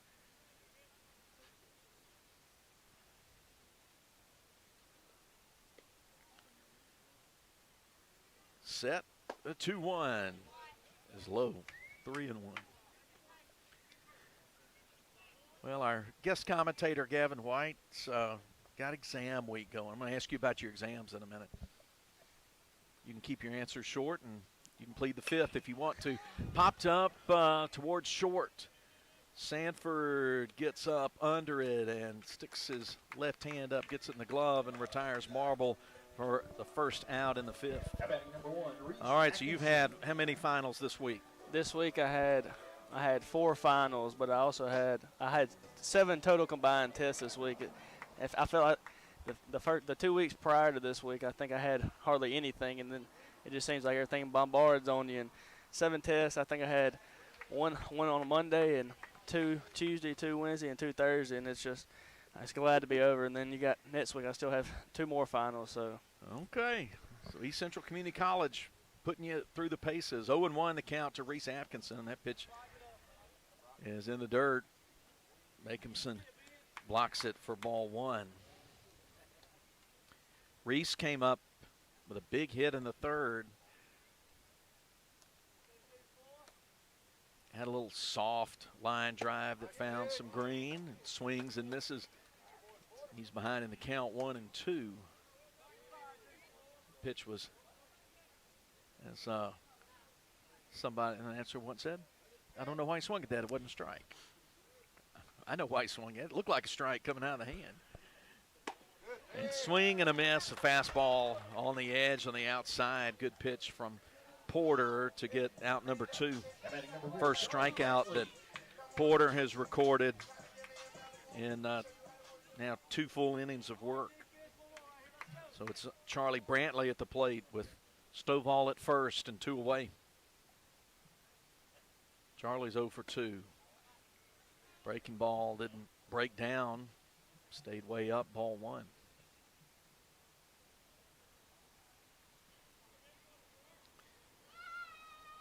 One 0 pitch. Nice pitch in on the hands, taken for a strike. Leake is a team hitting .341. Team on base percentage .456. So pretty good. That's a little more than 8 runs a game. Throw to first. Stovall wasn't threatened by that one. Yeah, if you're averaging 8 runs a game, you shouldn't lose too many games with a above 300 team batting average. But I think the biggest problem with Leake is the fielding.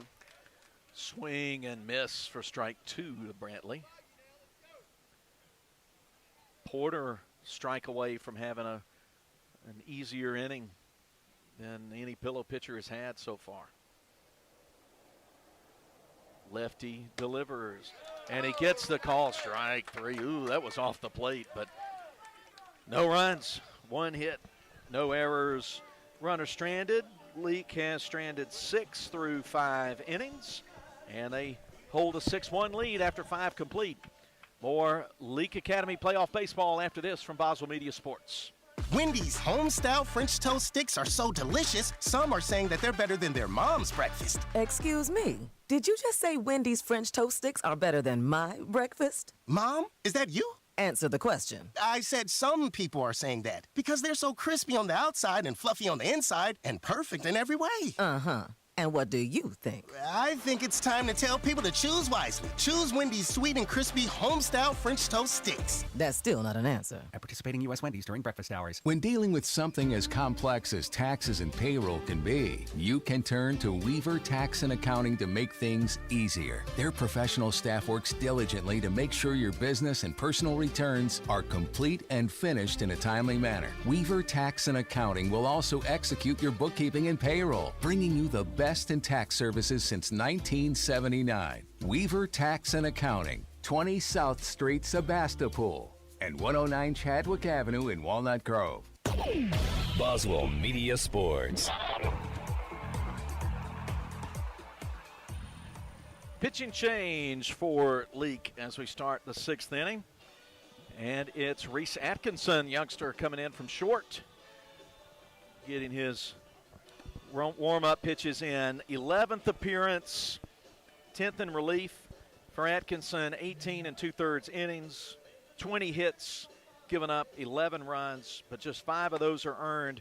And here's a great strikeout to walk ratio, 28 Ks and just 4 walks for Reese Atkinson, ERA 1.88. Yeah, he's gonna make you put it in play. He ain't gonna walk too many people. He's gonna let his defense work behind him. Looks like we'll have a pinch hitter here. Perry Smith.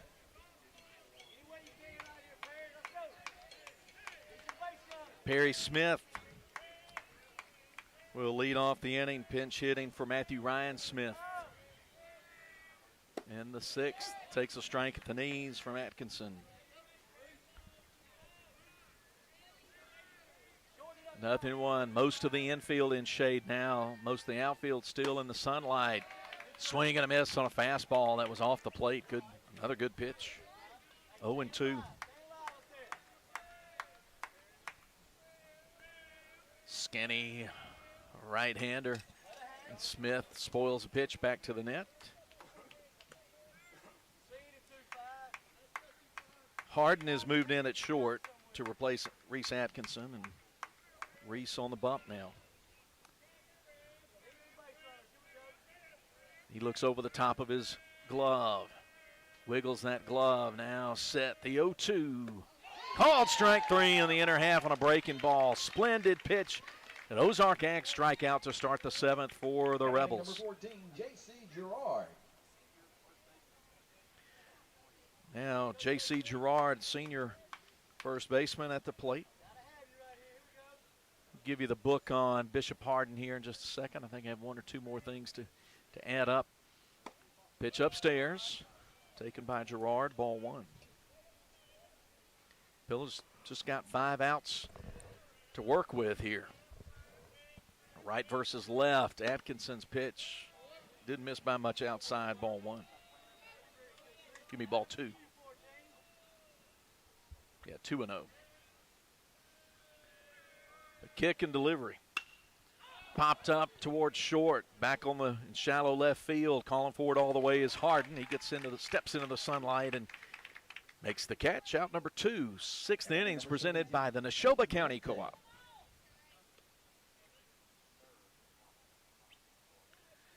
Here's Aiden Valente. Strikeout, line out, and walk. Bishop Hardin gave up 1 run on 3 hits in 5 innings of work. Pitches low to Valente. Struck out 4, walked 4, hit 2, and had a wild pitch. Solid work. Defense helped him out in a couple of key spots. Bounced on 2 hops toward Welch. He sets his feet. The throw comes in on a hop, and Nowell can't get it. And then overrunning the base and coming into the field of play is Valente, where Nowell swipes him and tags him on the arm, and that's an out. How about that? So score it, an error. He reached and then gets put out unassisted, but on the inning, no hits, no runs, no hits, an error, and bases left empty for Pillow. 6-1, middle of the 6th, back in 60 seconds. Before you begin those do-it-yourself projects outside your home or business, be sure you know where your underground utilities are located. Always call before you dig. One easy phone call to 811 can protect you from injury and expense. Plus, it's the law in Mississippi. Make the call and avoid serious or fatal injury. For more electrical safety tips, contact Central Electric Power Association, serving you since 1937, an equal opportunity provider and employer. Immunizations protect kids and teens from preventable diseases like measles, meningitis, polio, whooping cough, flu, and other dangerous illnesses. It's important not to skip or delay shots. Anya Jones, certified pediatric nurse practitioner and Baptist Leake Primary Care Clinic, offer these and a complete list of pediatric care for infants, children, and young adults. Baptist Leake, making your health care our #1 priority. Boswell Media Sports.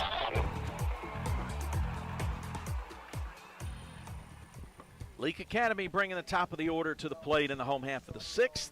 Leake 6 and Pillow 1. 1 run in the top of the 3rd for Pillow, and then Leake answered with a 5 in the bottom half of the frame. Had a single run in the 4th. That's where we are. 6 runs, 5 hits for the home team.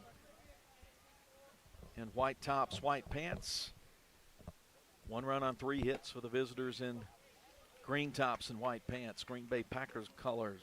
Low strike call to Red Atkinson, hitting again from the right side here in the 6th. Pitch off the plate. 1-1. Rebels hang on to this 5-run lead. We will play game 3 right here, right now. And by right now, I mean probably 30 minutes or so after. Ball hit, rolled up the line. Flowers has it. Throw a little bit off the line and pull Gerard off the bag. Umpire says safe. That's going to be scored in error. So Atkinson aboard. Throw was to the home plate side of the bag, and Gerard pulled off. Couldn't swing his glove around and swipe Atkinson. Second error that I have charged to Pillow. Red Atkinson aboard again for the 3rd time today. And here's Bishop Hardin. Yeah, I think the coaches for Pillow are trying to argue that he tagged him, but I think he got past before he swiped the glove behind him. Yeah, I didn't see the glove hit anything as he swung it around. Yeah, Atkinson was getting down the line fast, and Makes your third baseman throw it a little fast and put him off the bag. Porter throws a fastball low. Start the at-bat off to Harden.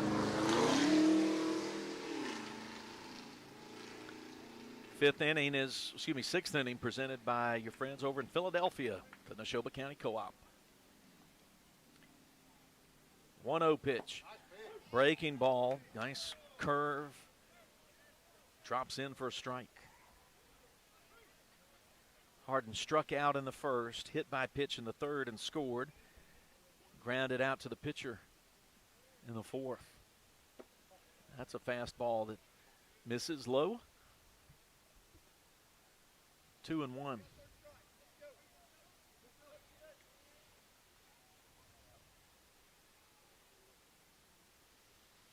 There's one that's a fastball that's up, and Harden wanted to take a cut at it. Misses 2-2.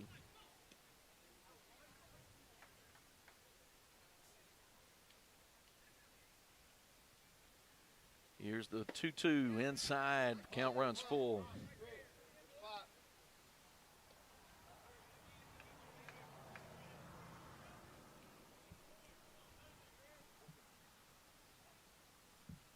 Three balls, two strikes. Payoff pitch coming here from Benz Porter. Runner leaves the base. Ball fouled off to the highway. Gonna hit that hard pavement and bounce away. Stays 3-2.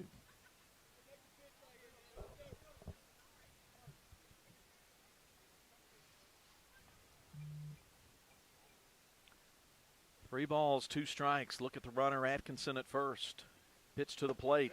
Swing and miss. Got him with the cut. Took a big cut at it, and that's the first out here in the Rebels half of the sixth. Third strikeout for Porter. In fact, he's gotten strikeouts for the last three putouts he's recorded. Here's Riley Myers, who walked twice and hit by a pitch. That one just off the plate, ball one.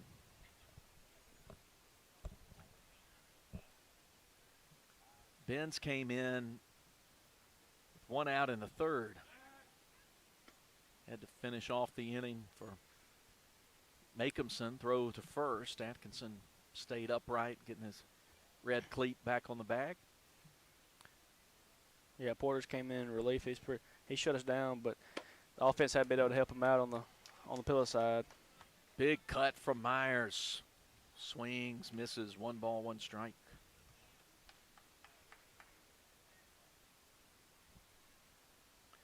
Lefty working from the stretch. It's the pitch hit a mile high in the air to left center field. Plenty of time for the outfielders to get there, and Smith calls off the left fielder Schmitz for the catch, and Myers is retired on a high fly ball for out number 2. Batting number 5, Whit Welch. Whit Welch up. Red Atkinson at first and 2 outs.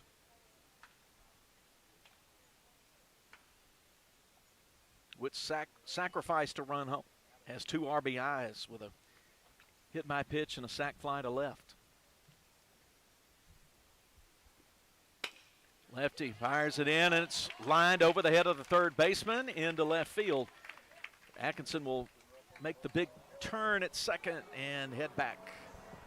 So see ball, hit ball. Whit Welch with his first base hit. Here's Mathen Weaver at the plate. Mathen had one of the critical base hits in this ball game that gave Leake broke a 1-1 tie and gave a 2-run lead to the Rebels in the third.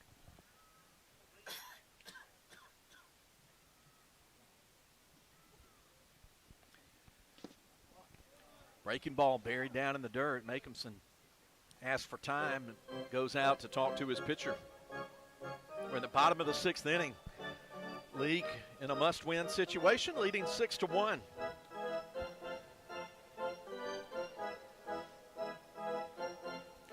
Yeah, I think Makeumson there. It's about time he's gotten to say something to somebody instead of getting the word to him. So I think he saw some of the pitcher that he needed to tell them. Runners first and second for the Rebels.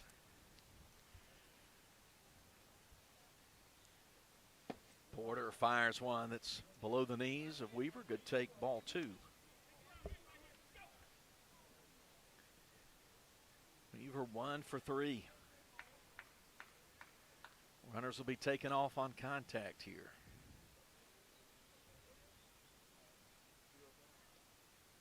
Here's the pitch. Nips the outside corner against the lefty, and it's 2-1.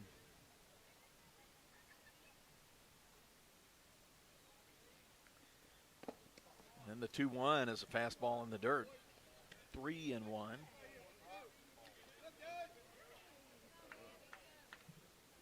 Benz works on, tries to work, just up and down, in and out. Not a whole lot of variation in speeds, and he puts one straight down Main Street there, and Weaver takes it, and the count's full. Yeah, his go-to pitch is a curveball, but we haven't been biting on it, so he's had to go low with the fastball. But we've been able to take advantage of it, but he's starting to find his groove again. Full count, 2 out. And then the pitch gets away from him, hits Weaver in the batting helmet. He puts it back on and is quick to head down to first. So a Rebel at every base with a hit by pitch. And Rhett Stovall has a chance to give the Rebels some insurance runs going to the 7th.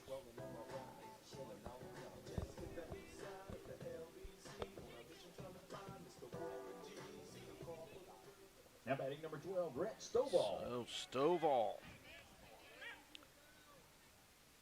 Hit by pitch, fly out and single.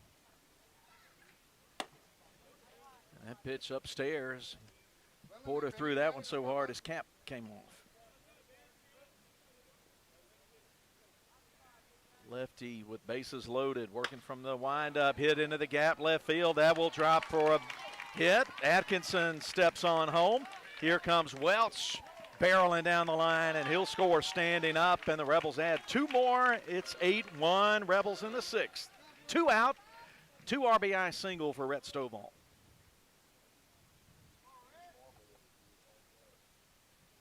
Nothing like a 2-out base hit to drive in runs, and that just hurts the other team. Some kind of bad. Coach Branch out of the dugout. Looks like that's going to be it for Ben's Porter. We'll take a break with the pitching change. Come back and reset things. 2 out, bottom of the 6th. It's Leake 8 and Pillow 1. Back after this break as Leake Academy playoff baseball continues.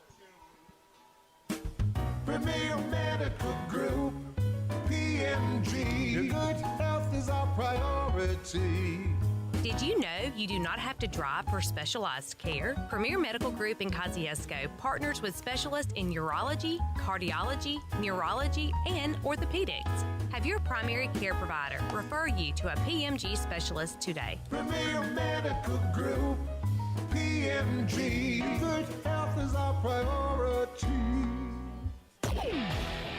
Philadelphia Gun and Pine, the original since 1974. You want excellent service? You've got it with Philadelphia Gun and Pawn. Philadelphia Gun and Pawn has been serving our friends and neighbors since 1974. Stop in and find an incredible selection of Kendra Scott and Olali jewelry. Shop the best selection of authentic pre-owned Louis Vuitton handbags and accessories in the area. You deserve better service. At Philadelphia Gun and Pawn, that is exactly what you'll get. Philadelphia Gun and Pawn. The original Philadelphia Gun and Pawn.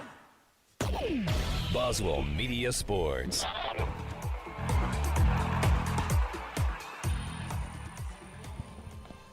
Right-hander Jack Kirk is the new pitcher for the Mustangs. 2 out in the 6th, 3 1/3 innings for Ben's Porter. And the Rebels got 2 runs off of him here. Still have 2 men on with 2 out. The inning continues. 8-1 Leake. And the Rebels need to just get 3 more outs in the top of the inning to force season-deciding Game 3 in this series. Yeah, I think the biggest thing for us in this game, I think, timely hits. We've been able to be successful on the 2-out hits, which we haven't been able to do in the past. Did not catch any other defensive changes. First pitch to Camden Marble was a ball. Stovall drove in 2 with a single, and that proved to be a day for Ben's Porter. Strike taken right at the knees. 1-1. Camden Marble.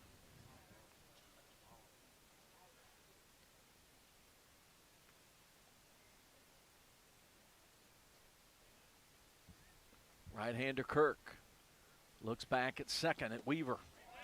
Pitch going to get off the mid of the catcher onto the grass, and the runners will move up on the pass ball. Stovall up to second. Weaver up to third. So now Camden can get a base hit out of the infield. Rebels would be in double digits.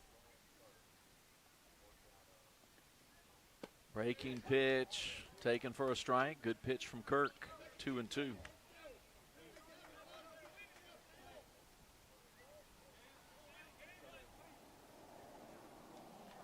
Three runs surrendered by Porter. They were all earned runs. The kick and delivery up around the head. Marble had to duck backwards. Stay clear of that one, and the count's 3 balls, 2 strikes.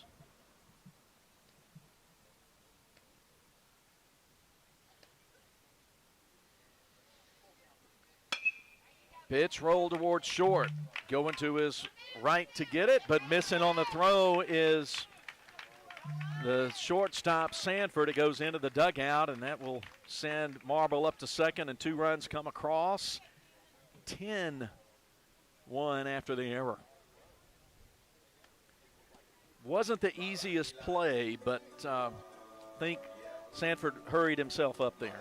Yeah, I think he had more time than he thought he did. He did everything right up until the throw. He came up and got it. He was aggressive, but he just let the throw get away from him. That played to 2 runs. Batting number 1, Reese Atkinson. Rebels 10, Mustangs 1. Bottom of the 6th inning, still 2 out. Runner at second is Camden Marble. Here's Reese Atkinson. Reese is 1 for 3 today. He swings at the first pitch, shallow left field. Sanford got a good read on it early and goes back on it at short to make the catch to end the inning. 2 runs, 2 hits, an error, and a runner stranded. Leake has left 7 on base through 6 innings, and they lead it now after spotting 4 runs on 2 hits. And it's now 10-1. The Rebels just 3 outs away from a Game 2 victory. Stay with us as Leake Academy Playoff Baseball continues. What is the value of an independent insurance agent? We don't work for any one insurance company. Instead, we work for our clients. We sell insurance from multiple companies, and that means at South Group Cox Agency, you always have an expert on your side who can find you the best policy and rates for you and your family.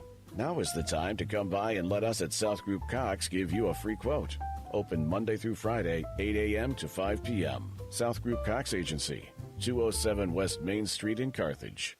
Moore's Pharmacy always looks forward to seeing their customers, and they provide 4 locations for you: Carthage, Walnut Grove, Sebastopol, and Lena. They also provide services to make your life easier, such as the flavored medicine machine for your children, Pack My Meds, hormone replacement therapy, and compounding. They also take most insurances. Moore's Pharmacy, Carthage, Walnut Grove, Sebastopol, and Lena. Always the shortest wait time, fastest service, and lowest prices because they will price match for you. Follow them on Facebook, Moore's Pharmacy, your family hometown pharmacy. Boswell Media Sports.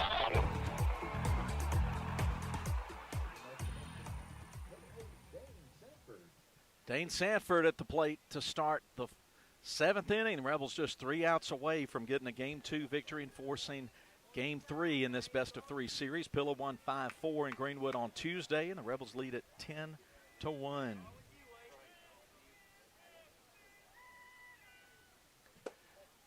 Pitch from Atkinson, too far in on Sanford. 1 ball, no strikes. It'll be Sanford, then McLean and Adamson. 3, 4, 5 for the Pillow Mustangs. Ball lined past the glove of Harden into left center field. Leadoff single for Sanford. He takes the big turn at first and heads back. 7th inning presented by Central Mississippi Animal Clinic.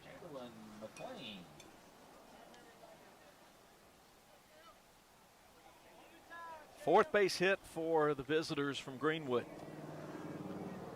Leadoff runner on. Sanford has a stolen base today. Big cut from the lefty McLean. And pitch was down out of the zone, strike one.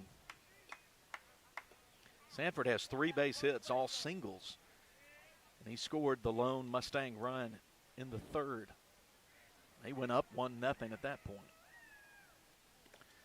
Pitch goes down between the legs of Thompson, and pass ball will put base runner up at second now as Sanford makes the read. Ball and a strike, right versus left here. Reese Atkinson looks back at the runner, Sanford. And that went in the dirt over the shoe tops of McLean, 2-1.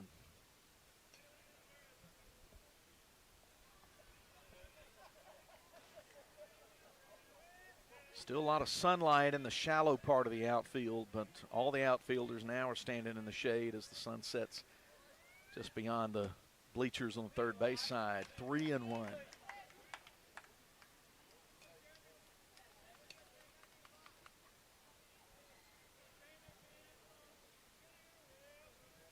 Atkinson set at the belt, steps off the rubber, and Sanford will come back about 3-4 steps back to the bag.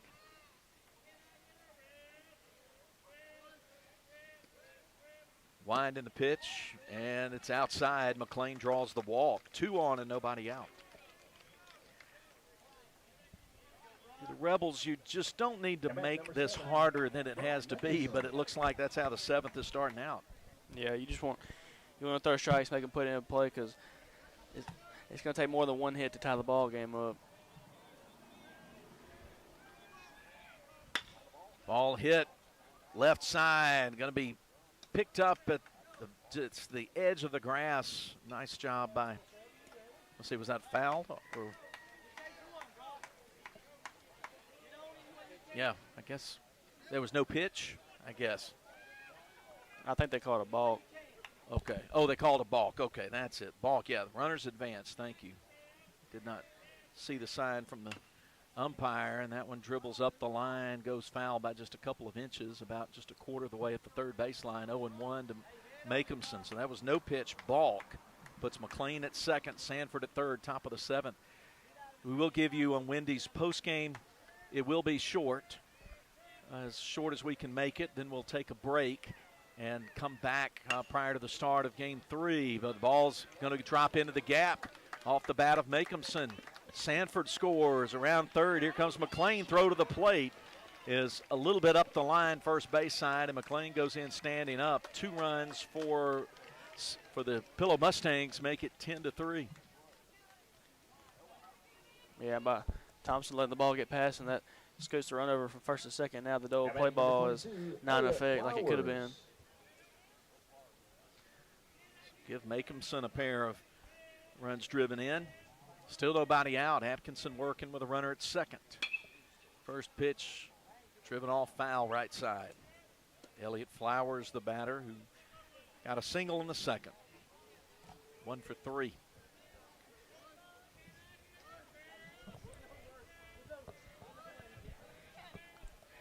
Oh and 1 the count. Here's Atkinson's pitch. Too far in. Good pitch, but just a little inside. 7-run lead for Leake in the top of the 7th. Ball laced foul toward the Rebel bullpen. Foul territory left side, strike 2.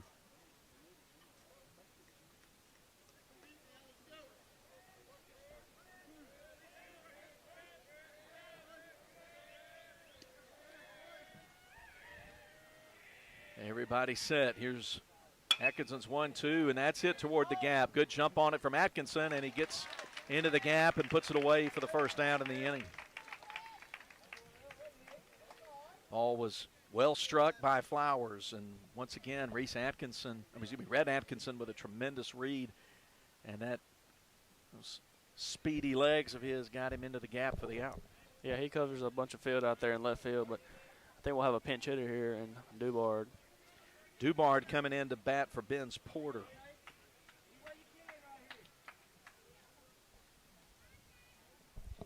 In the top of the 7th inning, 2 outs. One out, 1 on. Makeumson is the runner at second. Or maybe a courtesy runner. No, it is Makeumson. Popped up behind the bag at third. Welch says he's got it. Gets back on the grass, and that's 2 away now.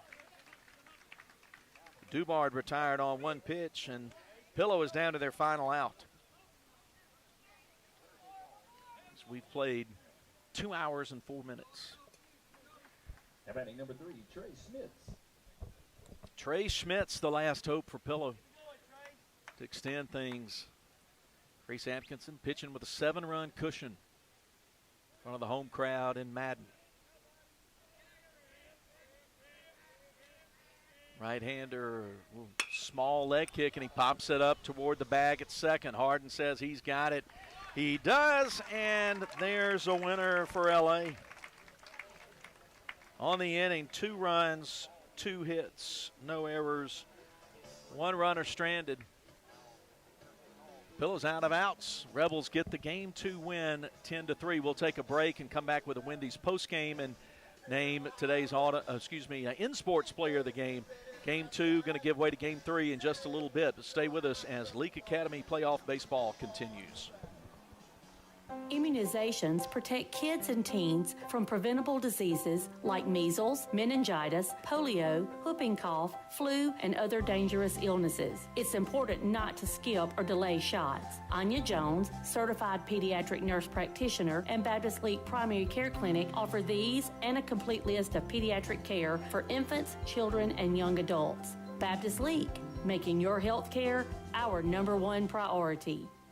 Moore's Pharmacy always looks forward to seeing their customers, and they provide 4 locations for you: Carthage, Walnut Grove, Sebastopol, and Lena. They also provide services to make your life easier, such as the flavored medicine machine for your children, Pack My Meds, hormone replacement therapy, and compounding. They also take most insurances. Moore's Pharmacy, Carthage, Walnut Grove, Sebastopol, and Lena. Always the shortest wait time, fastest service, and lowest prices because they will price match for you. Follow them on Facebook, Moore's Pharmacy, your family hometown pharmacy. Before you begin those do-it-yourself projects outside your home or business, be sure you know where your underground utilities are located. Always call before you dig. One easy phone call to 811 can protect you from injury and expense. Plus, it's the law in Mississippi. Make the call and avoid serious or fatal injury. For more electrical safety tips, contact Central Electric Power Association, serving you since 1937. An equal opportunity provider and employer. If you want to get the best in sportswear and gear, check out In Sports. In Sports, just off the square in Philadelphia, offers screen printing with personalized jerseys, t-shirts, and fan wear to support your favorite team. In Sports also has customizable vinyl gear for spring sports like baseball and softball, as well as plaques and trophies. Looking for sports equipment? In Sports has that too. In Sports believes in giving the best possible customer service with in-town deliveries. Get ready for this sports season with In Sports, just off the square in Philadelphia. Wendy's home-style French toast sticks are so delicious, some are saying that they're better than their mom's breakfast. Excuse me, did you just say Wendy's French toast sticks are better than my breakfast? Mom, is that you? Answer the question. I said some people are saying that because they're so crispy on the outside and fluffy on the inside and perfect in every way. Uh-huh.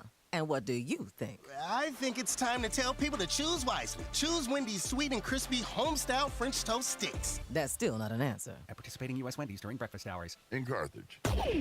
Boswell Media Sports. Wendy's postgame. Game 2 in the books, and the Rebels survive and force a Game 3 that will start in approximately 30 minutes. So our game ended after 2 hours and 5 minutes official game time, and it was a 10-3 victory for LA against Pillow. The Mustangs got on the board first in the third with a single run off RBI single by Elliott Flowers, but LA answered with some thunder and lightning in the bottom of the third, got 10 to the plate and scored 5 runs. And just some good hitting in that middle and bottom part of the order to get those 5 runs up. Added one more run in the fourth, and then busting out for 6 in the bottom of the 6th to pretty much put this one on ice. Pillow, of course, as you would expect, they kept fighting, got a pair of runs across in the top of the 7th, but it was not enough. And this series is tied at 1 game apiece. Here are the happy totals: 10 runs on 7 hits, 3 errors for Leake, 3 runs on 5 hits for Pillow, 3 errors as well for the Mustangs. And you give the win to Bishop Hardin. He gets the win today, goes 5 innings and 2 strong innings of relief from Reese Atkinson to close things out. Put the loss on the starter, but Makehamson for Pillow. And then he was followed by 2 pitchers, Benz Porter, who went 3 1/3, and then Jack Kirk got the final 2 outs in the 6th for Leake. So we'll play game 3 shortly. They're raking the infield a little bit here, and then already some guys throwing as we'll see a game 3. Gavin, what are your thoughts on game 2 in this series? I think the biggest thing that we did was that Pillow didn't do. We got timely hits with 2 outs. We had first and second.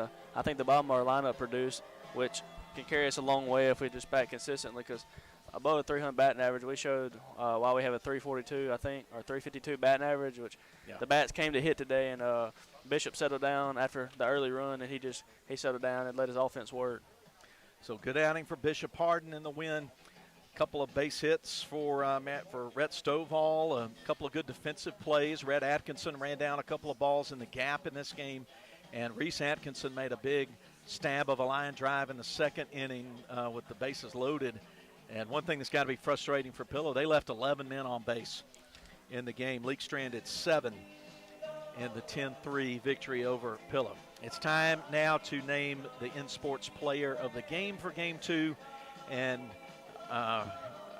since a guy's going through exam week, I said, Gavin, you're going to make the choice. And he's made, I think, a solid choice. He's going with sophomore first baseman Rhett Stovall as today's InSports Player of the Game. Rhett goes 2 for 3, reached base 3 times, drove in 2 runs, including some of those add-on insurance runs that gave Leake gave Leake confidence, made things easier for Reese Atkinson down the stretch.